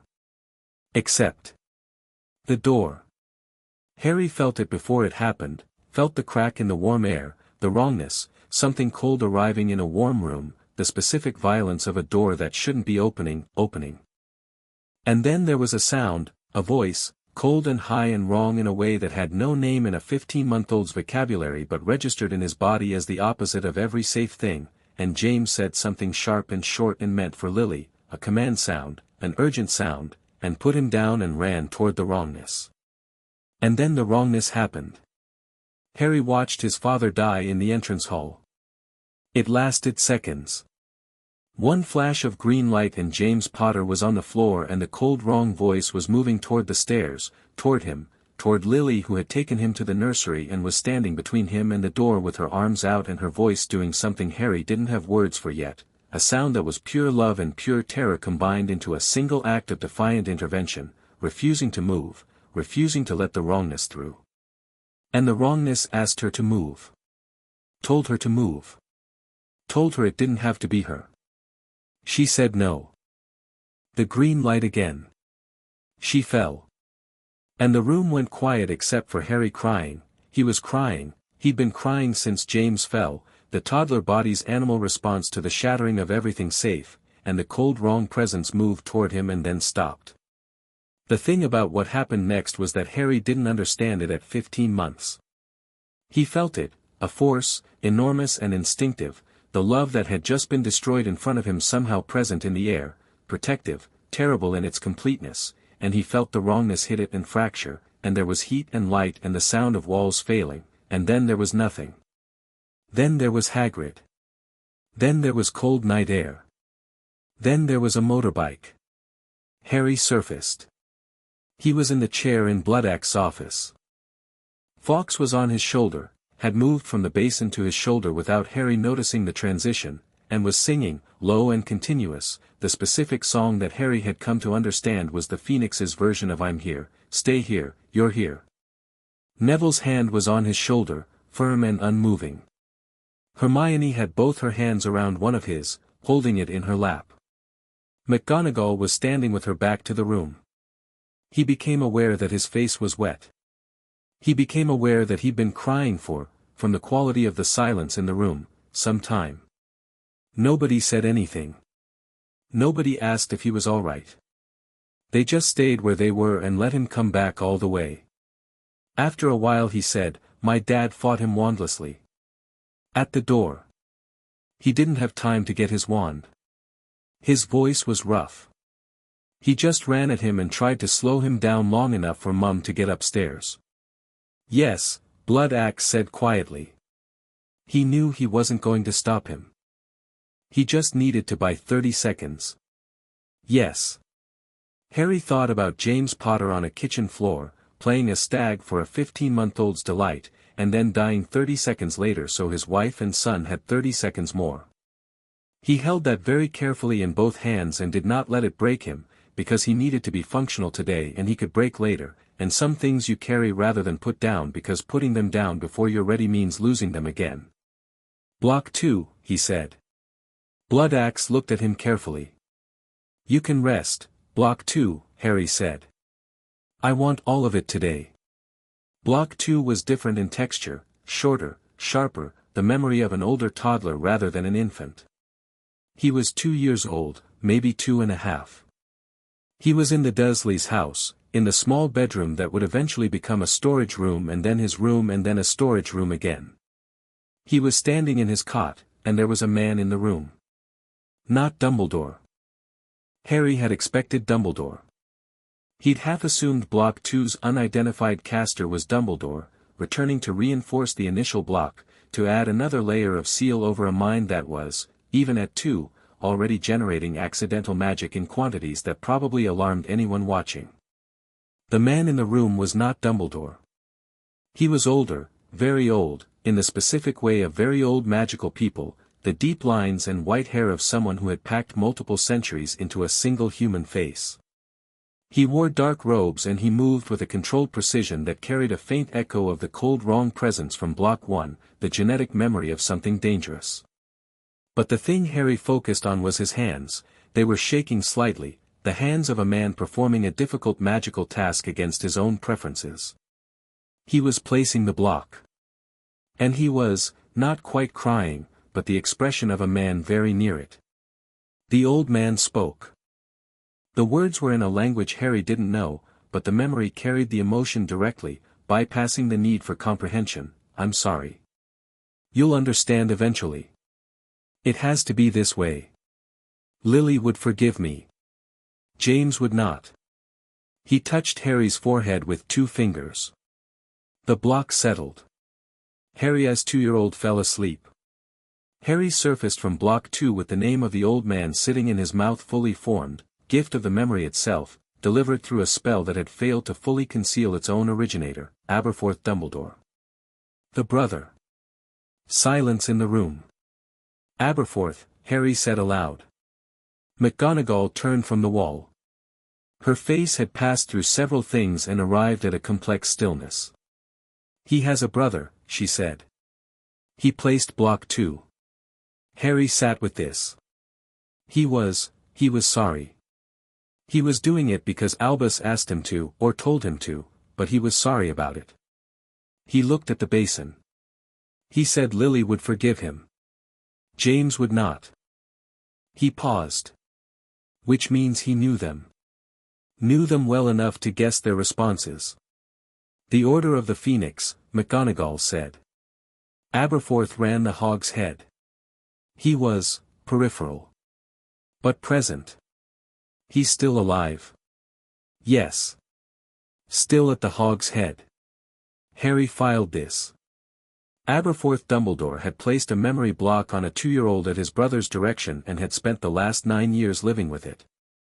There was something in that, a guilt, a specific kind of living with a thing you can't undo, that Harry wanted to understand better before he decided what to do with it. Block 6, he said. July 28, 1991. 3 weeks before Hogwarts. Harry was 11 in this one, recognizably himself, the self he'd been 3 months ago, before the sorting, before Fawkes, before Gringotts. Smaller. Quieter. Moving through the world with the specific economy of motion of a child who has learned to be unobtrusive. He was in the back garden of Privet Drive when Aberforth came again. The old man appeared from nowhere, sidelong disapparition, landing in the alley at the garden's back and opening the gate with a muttered word. He looked older than in Block 2. He looked like a man who had been carrying something for 9 years and was finding it heavier. He sat on the back step beside Harry, this Harry, the 11-year-old, who had looked up at the arrival of a stranger with the careful alertness of a child used to unexpected things going wrong, and said, in a voice that was nothing like his brother's, "Your mother left you something. I've been holding it since she died. I was supposed to give it to Sirius when he collected you, but," he stopped, "but things went sideways. And I've been," another stop. "I've been making a mistake for 9 years and I'm here to do part of it right." He gave Harry a letter. Harry in the memory looked at it with both hands, aware that his fingers were not quite steady. The handwriting on the front said, simply, "For Harry, when he's old enough." Lily's handwriting, he knew it from the photographs back. He'd opened it. He'd read it. He'd been sitting in the back garden of the worst version of his life reading a letter his mother had written before he was 2 years old, and then Aberforth had looked at him with the expression of someone who knows they're about to do the worst thing they've done in a lifetime of bad decisions, and had raised his wand. The block came down. The letter went with it. Harry surfaced from Block 6 with tears on his face and his fists clenched and a cold fury that was the cleanest, purest emotion he'd felt all day because it was simple and it was right. His mother had written him a letter and Aberforth Dumbledore had taken it. He was on his feet before he was fully conscious of standing. The letter, he said. It existed. She wrote it before she died, she wrote it knowing she might die. Aberforth had it for 9 years and then placed a block on me to cover the fact that he'd given it to me and then taken it back. His voice was low and very controlled. Where is it? McGonagall looked stricken. Harry, where is it? He looked at Blood Axe. Is there a way to determine where an object is if you have magical contact with it? If someone has held it? Blood Axe was already moving to his shelves. A trace location charm, combined with the memory residue. Yes. If the object still exists, it exists, Harry said. He kept the first one for 9 years. He kept this one. Blood Axe prepared the charm with the rapid efficiency of someone who understood the urgency. He extracted a thin thread of silver from the memory basin, the specific trace of the letter from the Block 6 extraction, and ran it through a small copper instrument on his desk that began spinning immediately, the needle on its face rotating and then fixing. It pointed north-northwest. Hogsmeade, Ragnarok said, reading the instrument with practiced eyes. The Hog's Head Inn. Harry was already turning. Harry. McGonagall's voice. Not a warning, a question. What are you going to do? He stopped. He thought about it genuinely, not in the hot reactive way but in the real way, because the answer mattered. He thought about an old man placing a block on a 2-year-old with shaking hands and sorry eyes. He thought about a man living with that for 9 years. He thought about the letter being given back, hesitantly, before being taken again, a man who tried to do the right thing and then failed it in the last moment. He thought about his mother writing him a letter knowing she might not survive to give it to him in person, thinking about who he'd be when he read it, trusting someone to hold it for him. I'm going to get my letter, he said. That's all. He looked at McGonagall. Will you come? She looked at him for 3 seconds, then picked up her cloak. Yes. The Hog's Head was exactly what you'd expect from the name, low-ceilinged, dark, smelling of sawdust and old beer and the particular resigned quality of a place that had decided a long time ago not to compete with more cheerful establishments. It was nearly empty at mid-morning. 2 witches in the corner who looked like they were conducting some kind of private transaction that didn't want witnesses. A large goat behind the bar that regarded Harry with the contemptuous disinterest of an animal that had seen everything. Aberforth Dumbledore was cleaning glasses. He was large, in the way of men who were once very strong and hadn't entirely lost it, with a beard and eyes that were the same startling blue as his brother's but without any of the warmth Albus used as a social instrument. These eyes were just clear and old and carrying, Harry saw immediately, the specific weight of a man who has known this moment was coming for a long time. He looked up when Harry walked in.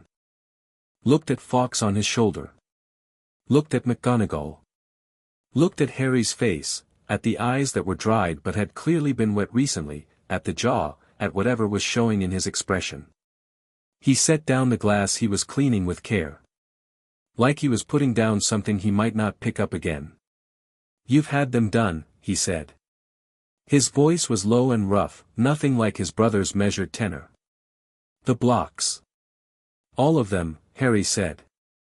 Where's the letter? Aberforth looked at him for a moment. Something moved across the old face, not guilt, because guilt implies surprise, and this was a man who had long since passed through guilt into something older and more settled, a man who had been living with a specific debt for 9 years and was watching the bill come due with something that might actually have been relief. He reached under the bar and pulled out a small, flat wooden box, sealed with a charm that Harry could feel from across the room, a preservation ward, very old, very carefully maintained. He set it on the bar. I kept it safe, Aberforth said. Whatever you think of me. I kept it safe. Harry walked to the bar and put both hands on the box. The preservation ward read him, his magical signature, his blood, the specific resonance of the Potter line, and released with a small, clean sound, the click of something recognizing its proper owner. Inside, one letter.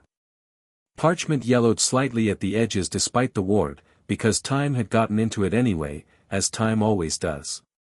His name on the front in green ink, in the handwriting he knew from the back of the photograph. He picked it up. He didn't open it here. He put it carefully in his inner robe pocket, against his chest, where he could feel it. She knew she might die, Harry said. Not asking. She knew Voldemort was after them, Aberforth said. She and James both knew. She wrote that when you were about 14 months old. Gave it to me herself, said she trusted me because I wasn't. He stopped. His jaw worked. Because I wasn't trying to run the world, he finished, with the specific bitterness of a very old family disagreement. She said if something happened, I was to hold it for Sirius. Or for you, if Sirius was gone. He looked at Harry. Sirius was arrested before I could get to him. And then, a pause, Albus told me the letter should wait. That you weren't ready. That knowing would, he stopped again. Knowing would make me harder to manage, Harry said. Aberforth was quiet for a long moment. Yes, he said finally. That's what I've come to understand he meant. He picked up his glass again. I'm not asking you to forgive me. I don't have any excuses that are worth your time. I kept it safe and I kept it too long, and those are both true at once. Harry looked at the old man for a moment, at the set of the jaw, the steady eyes, the hands that had held his mother's letter for 9 years. He thought about the memory of November 3, 1981, James would not forgive me. He thought about what his father had been, from the 2 brief minutes of the recovered memory, the man who ran toward the wrongness to by 30 seconds. I don't forgive you yet, Harry said. But I'm not done with you either. He paused. My mother chose you specifically. She gave you the letter because she trusted you. That matters to me. Another pause. She was right that you weren't trying to run the world. Whatever else your brother asked of you, you kept it. You kept it safe. Aberforth stared at him. The old blue eyes did something complicated. You're very like her, he said, gruffly. The directness. She was like that. I know, Harry said. I've spent the morning remembering her. He turned and walked toward the door. McGonagall fell into step beside him. At the threshold, without turning, I'll be back, Aberforth. When I'm ready to hear what you know about the prophecy. He paused. I know you know something. You ran the Hog's Head during the Order years. Things were said here that shouldn't have been said anywhere. He left without waiting for a response, Fawkes blazing on his shoulder in the dim pub light. Outside, the Hogsmeade morning was cold and clear.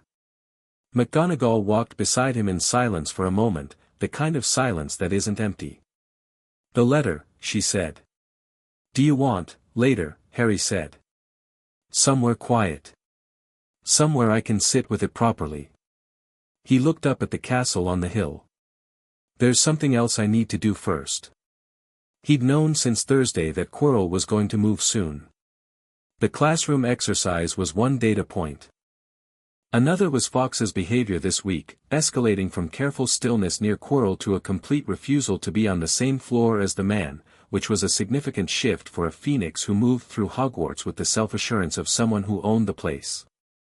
A third was the conversation Harry had overheard on Wednesday, half of it, because he'd been passing the third-floor corridor and the door had been open, Quirrell's voice, talking to no one visible, in a register that wasn't his classroom tone or his calculated nervous effect but something else, something that carried the same high wrong note as the voice in the November 1st memory.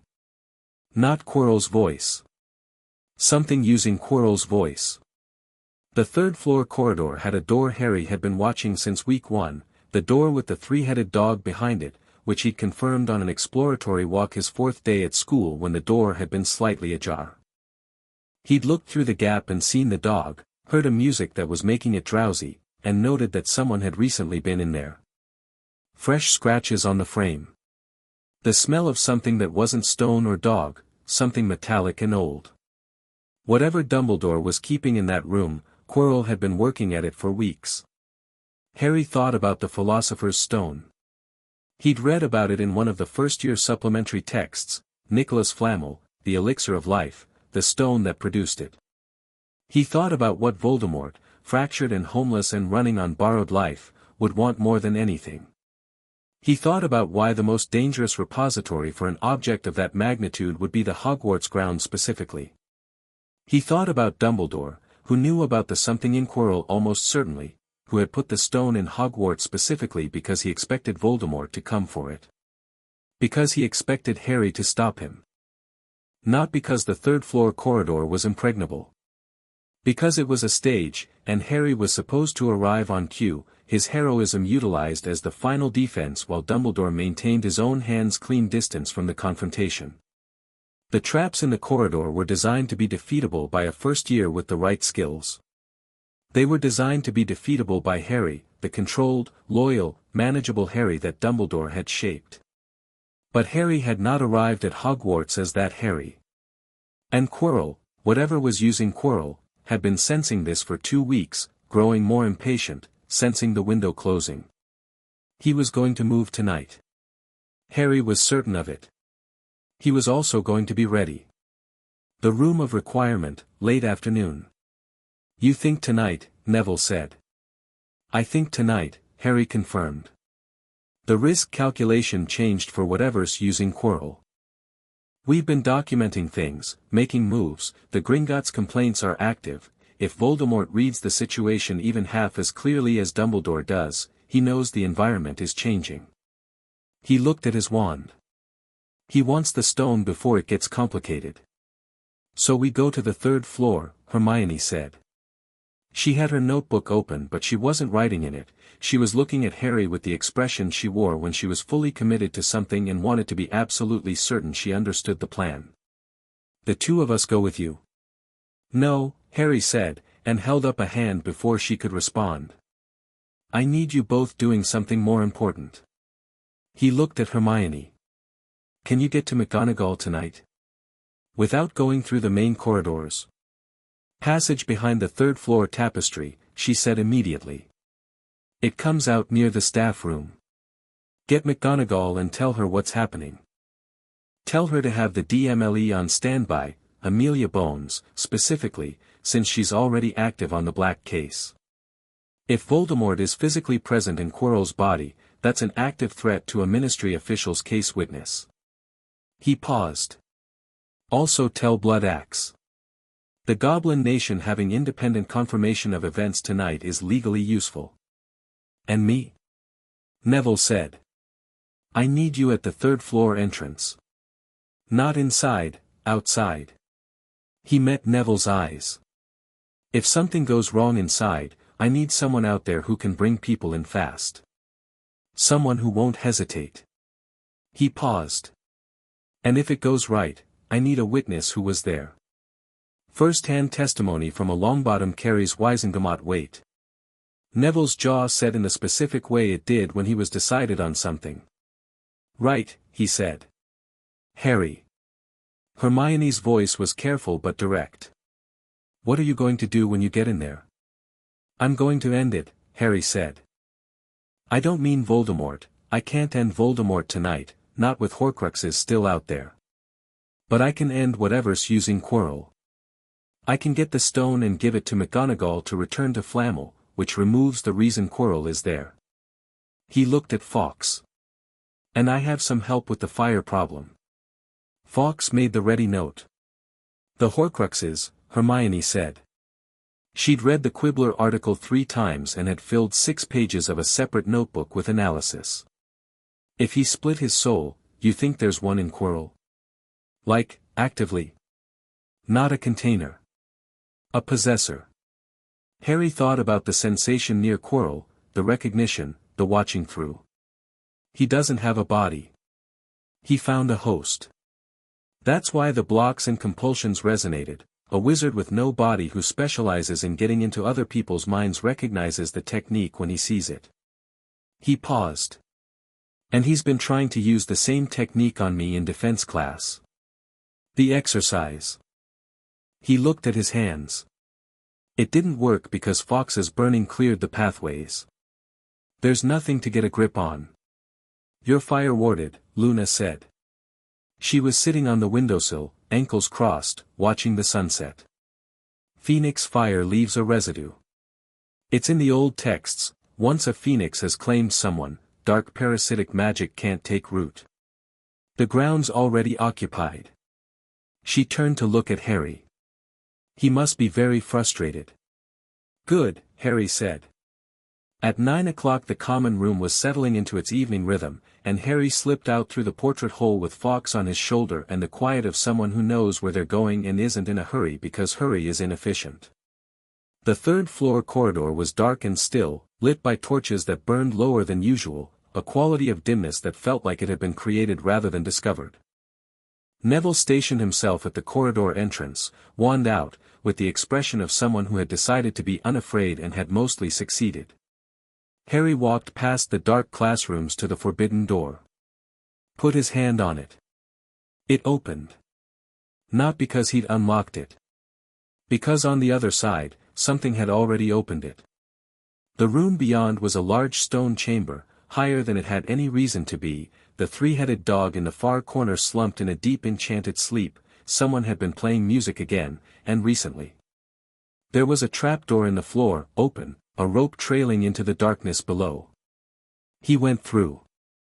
The chambers below were interesting, in the specific way that deliberately calibrated obstacles are interesting. Someone had thought carefully about this sequence, and the thinking was visible: devil's snare, flying keys, a chess set, a troll already knocked unconscious, potions. Each one defeatable. Each one demanding a slightly different magical thinking. Harry moved through them in under 15 minutes, which was faster than intended. He suspected the design had assumed a frightened trio trying to piece it together under pressure rather than a single person who had spent 3 weeks in a training room specifically working on fast magical problem solving. The potions chamber. Hermione had spent 2 evenings briefing him on this one specifically. She'd worked it out from a logic puzzle in magical ingenuity and its applications that matched the structure Dumbledore apparently loved. He identified the correct bottle in 30 seconds, drank half, pocketed the other half for the way back, and went through the black flame. The final chamber. Quirrell stood with his back to Harry, looking at a large ornate mirror. Harry recognized the mirror of Eriste. He'd read about it, seen a reference to it in one of the archival texts he'd borrowed through Bloodac's office. A mirror that showed your deepest desire. Quirrell was staring into it with the specific frustrated intensity of someone who can see what they want and cannot reach it. The stone is in the mirror, Harry said. Quirrell turned. He wasn't stuttering. His face was the face of someone who had stopped bothering with a performance. You're cleverer than he expected, Quirrell said, and the voice had both layers now, Quirrell's tenor and beneath it the high cold thing, speaking together. He thought you'd be frightened. He prepared this whole sequence for a frightened boy. I know. Harry looked at the mirror. He thought I was someone else. And the Phoenix, Quirrell said, his eyes moving to Fawkes. Something in his expression, or rather, the expression of what was using his expression, tightened. That was not anticipated. No, Harry agreed. It wasn't. He looked at Quirrell, at the man Quirrell had been, the defense scholar, the capable wizard who'd gone somewhere he shouldn't have and come back as a container, and felt something that was adjacent to sorrow, quickly set aside because there was work to do. Professor Quirrell, Harry said. Whatever is in you, it's been using you since Eastern Europe. It found you because you were brilliant and ambitious and went somewhere it was waiting. None of that is your fault. But it's also not something I can work around tonight. Quirrell raised his wand. Harry had been waiting for this. He didn't dodge, he acted first, a disarming charm that was fast and precisely targeted and pulled from the clean, efficient technique he'd been building in the room of requirement for weeks. The wand left Quirrell's hand before the man had fully completed his motion. Quirrell stared at his empty hand. The thing using him spoke without Quirrell's voice now, just the cold, high sound, standing in the room like something that didn't need a throat to make noise. You cannot kill what has no body. I'm not trying to, Harry said. He looked at Fawkes. But you can't stay here. Fawkes left his shoulder. The phoenix crossed the room in 2 wing beats, not toward Quirrell but around him, a wide arc that closed into a circle, and began to sing. Not the burning song from the sorting, not the comfort song or the ready note. Something Harry hadn't heard before, a note that was less a sound than a direct address to something, a naming, or refusing. The temperature in the room dropped. Then rose. Then dropped again. Quirrell's body staggered. Something was trying to leave, Harry realized. Whatever was in there had survived by staying in the host, and Fawkes was making that survival untenable, the phoenix fire burning at the parasitic magic the way it had burned the compulsions, but slower, because this was larger and angrier and fighting back. Harry walked to the mirror. Didn't look into it the way Dumbledore had intended, didn't look into it with want, with wish. He looked into it the way you look into a cabinet for something specific, locating rather than desiring. His reflection in the mirror was himself, standing exactly where he was, holding the stone. Not wishing for it. Just, ready to use it. The stone appeared in his pocket with a quiet warmth, like being handed something by someone who knew you were the right person. He turned back. Quirrell was on his knees, and Fawkes was still circling, still singing, and whatever lived in the back of Quirrell's skull was losing the argument with the fire. Quirrell looked up at him. The Quirrell eyes, the real ones, surfaced briefly through the possession, a moment of the actual man, conscious and horrified and exhausted. I didn't want this, Quirrell said, in his own voice. Just once, and just for a moment. I know, Harry said. And he meant it. Then Fawkes's song reached its resolution, a sustained note that was less sound and light, pure and clean and complete, and the thing in Quirrell left. Harry felt it go the way you feel a door opening in a dark room, the specific qualitative shift of an absence. Something cold and fragmented and furious, ripped from a host it had hollowed, dispersed into nothing substantial enough to hold. Not dead. Horcruxes didn't die like that. But gone. Gone from this body, gone from this place, reduced to whatever scattered remnant it could manage without a host. For now. Quirrell crumpled. Harry caught him before he hit the stone floor, pure reflex, the body's decision before the mind had weighed in, and they were both on the floor, Harry on his knees with the defense professor's head in his lap and Quirrell breathing in the shallow, astonished way of someone rediscovering oxygen. Don't try to move, Harry said. There are people coming. The stone, Quirrell said faintly. I have it. Harry looked up. Fawkes settled on his shoulder and began singing the comfort song, the one that said here, stay, you're here. It's safe. It's going back to Flammel. Quirrell's eyes closed. His breathing steadied. Whatever damage had been done to him by a year of possession, the question of whether it was reparable, the question of what a healer could do, those were questions for people with more medical knowledge than Harry had. But he was alive. Breathing. The specific quality of a person who is genuinely themselves again after a long time of not being. Harry understood that feeling. He sat on the cold stone floor of the final chamber and held the stone in one hand and watched Quirrell breathe and waited.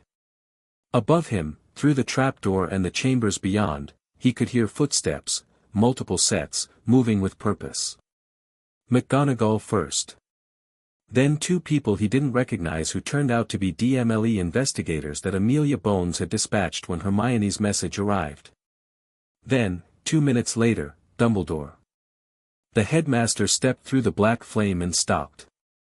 He looked at Harry on the floor with Quirrell. He looked at Fawkes. He looked at the stone, visible in Harry's hand. His expression went through things too fast and too controlled to fully read. "You got here first," Dumbledore said. "Yes," Harry said. "The stone, I'll give it to McGonagall," Harry said. "She'll arrange its return to Flamel." He looked at Dumbledore steadily. "I'm not giving it to you." A very small silence. McGonagall was already crouching beside Quirrell, wand out, performing a basic diagnostic. The DMLE investigators were securing the chamber. Dumbledore stood in the middle of all of it, the most powerful wizard in the room, and was, for perhaps the first time in a very long time, not in control of what happened next. "You should have let me know," Dumbledore said. "This was dangerous, Harry. You should have come to me first." "I came to McGonagall," Harry said. "And the DMLE, who are independently mandated to handle dark magic threats." He looked up at the old man from the floor. "Which is how it should work. Which is how it would work in any situation where one person wasn't trying to be the single point of control for everything." Dumbledore looked at him. The blue eyes were doing something that wasn't entirely anger and wasn't entirely hurt, something in between, the complex expression of a man who had believed completely in his own architecture and is watching it be disassembled piece by careful piece. "You're 11 years old," Dumbledore said. "You keep saying that," Harry said.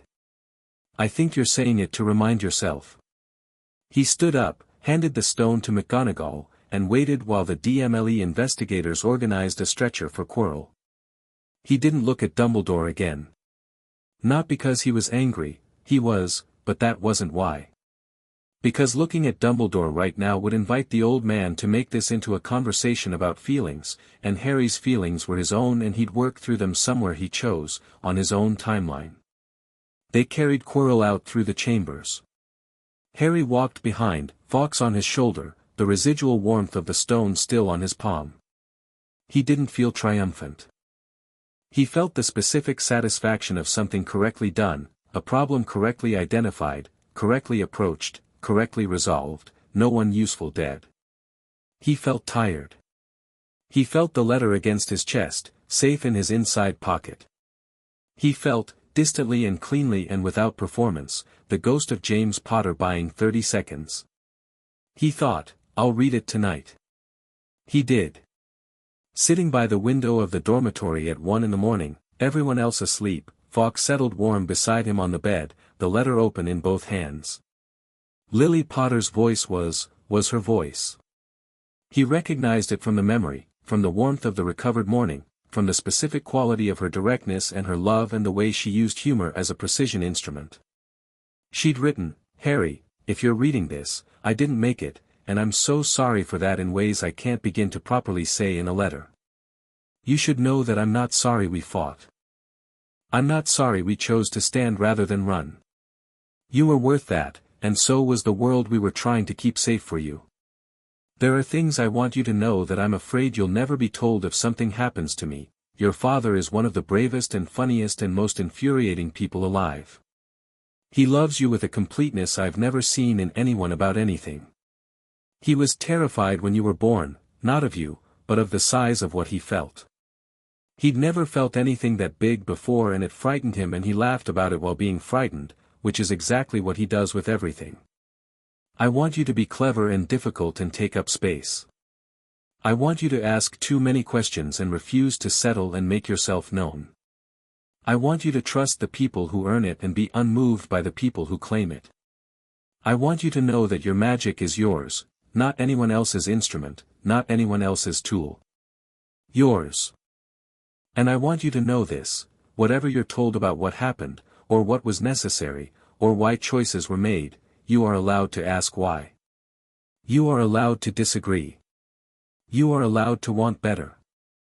You are not required to be grateful for the shape of your cage.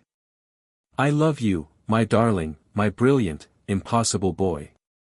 Your dad and I chose this so you could grow up free. So be free. All my love, always, Mom. Harry sat with it for a long time. Then he folded it carefully along its original creases and put it back in the wooden box and put the box in the drawer with Augusta Longbottom's letter and Sirius's letters and the photograph he hadn't retrieved yet from a Surrey attic but intended to. He lay down. Fawkes sang softly. He was not free yet. Not entirely.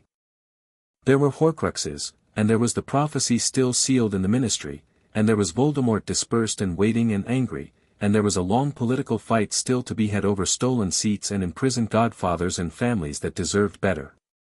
But he was freer than yesterday. He was freer every day.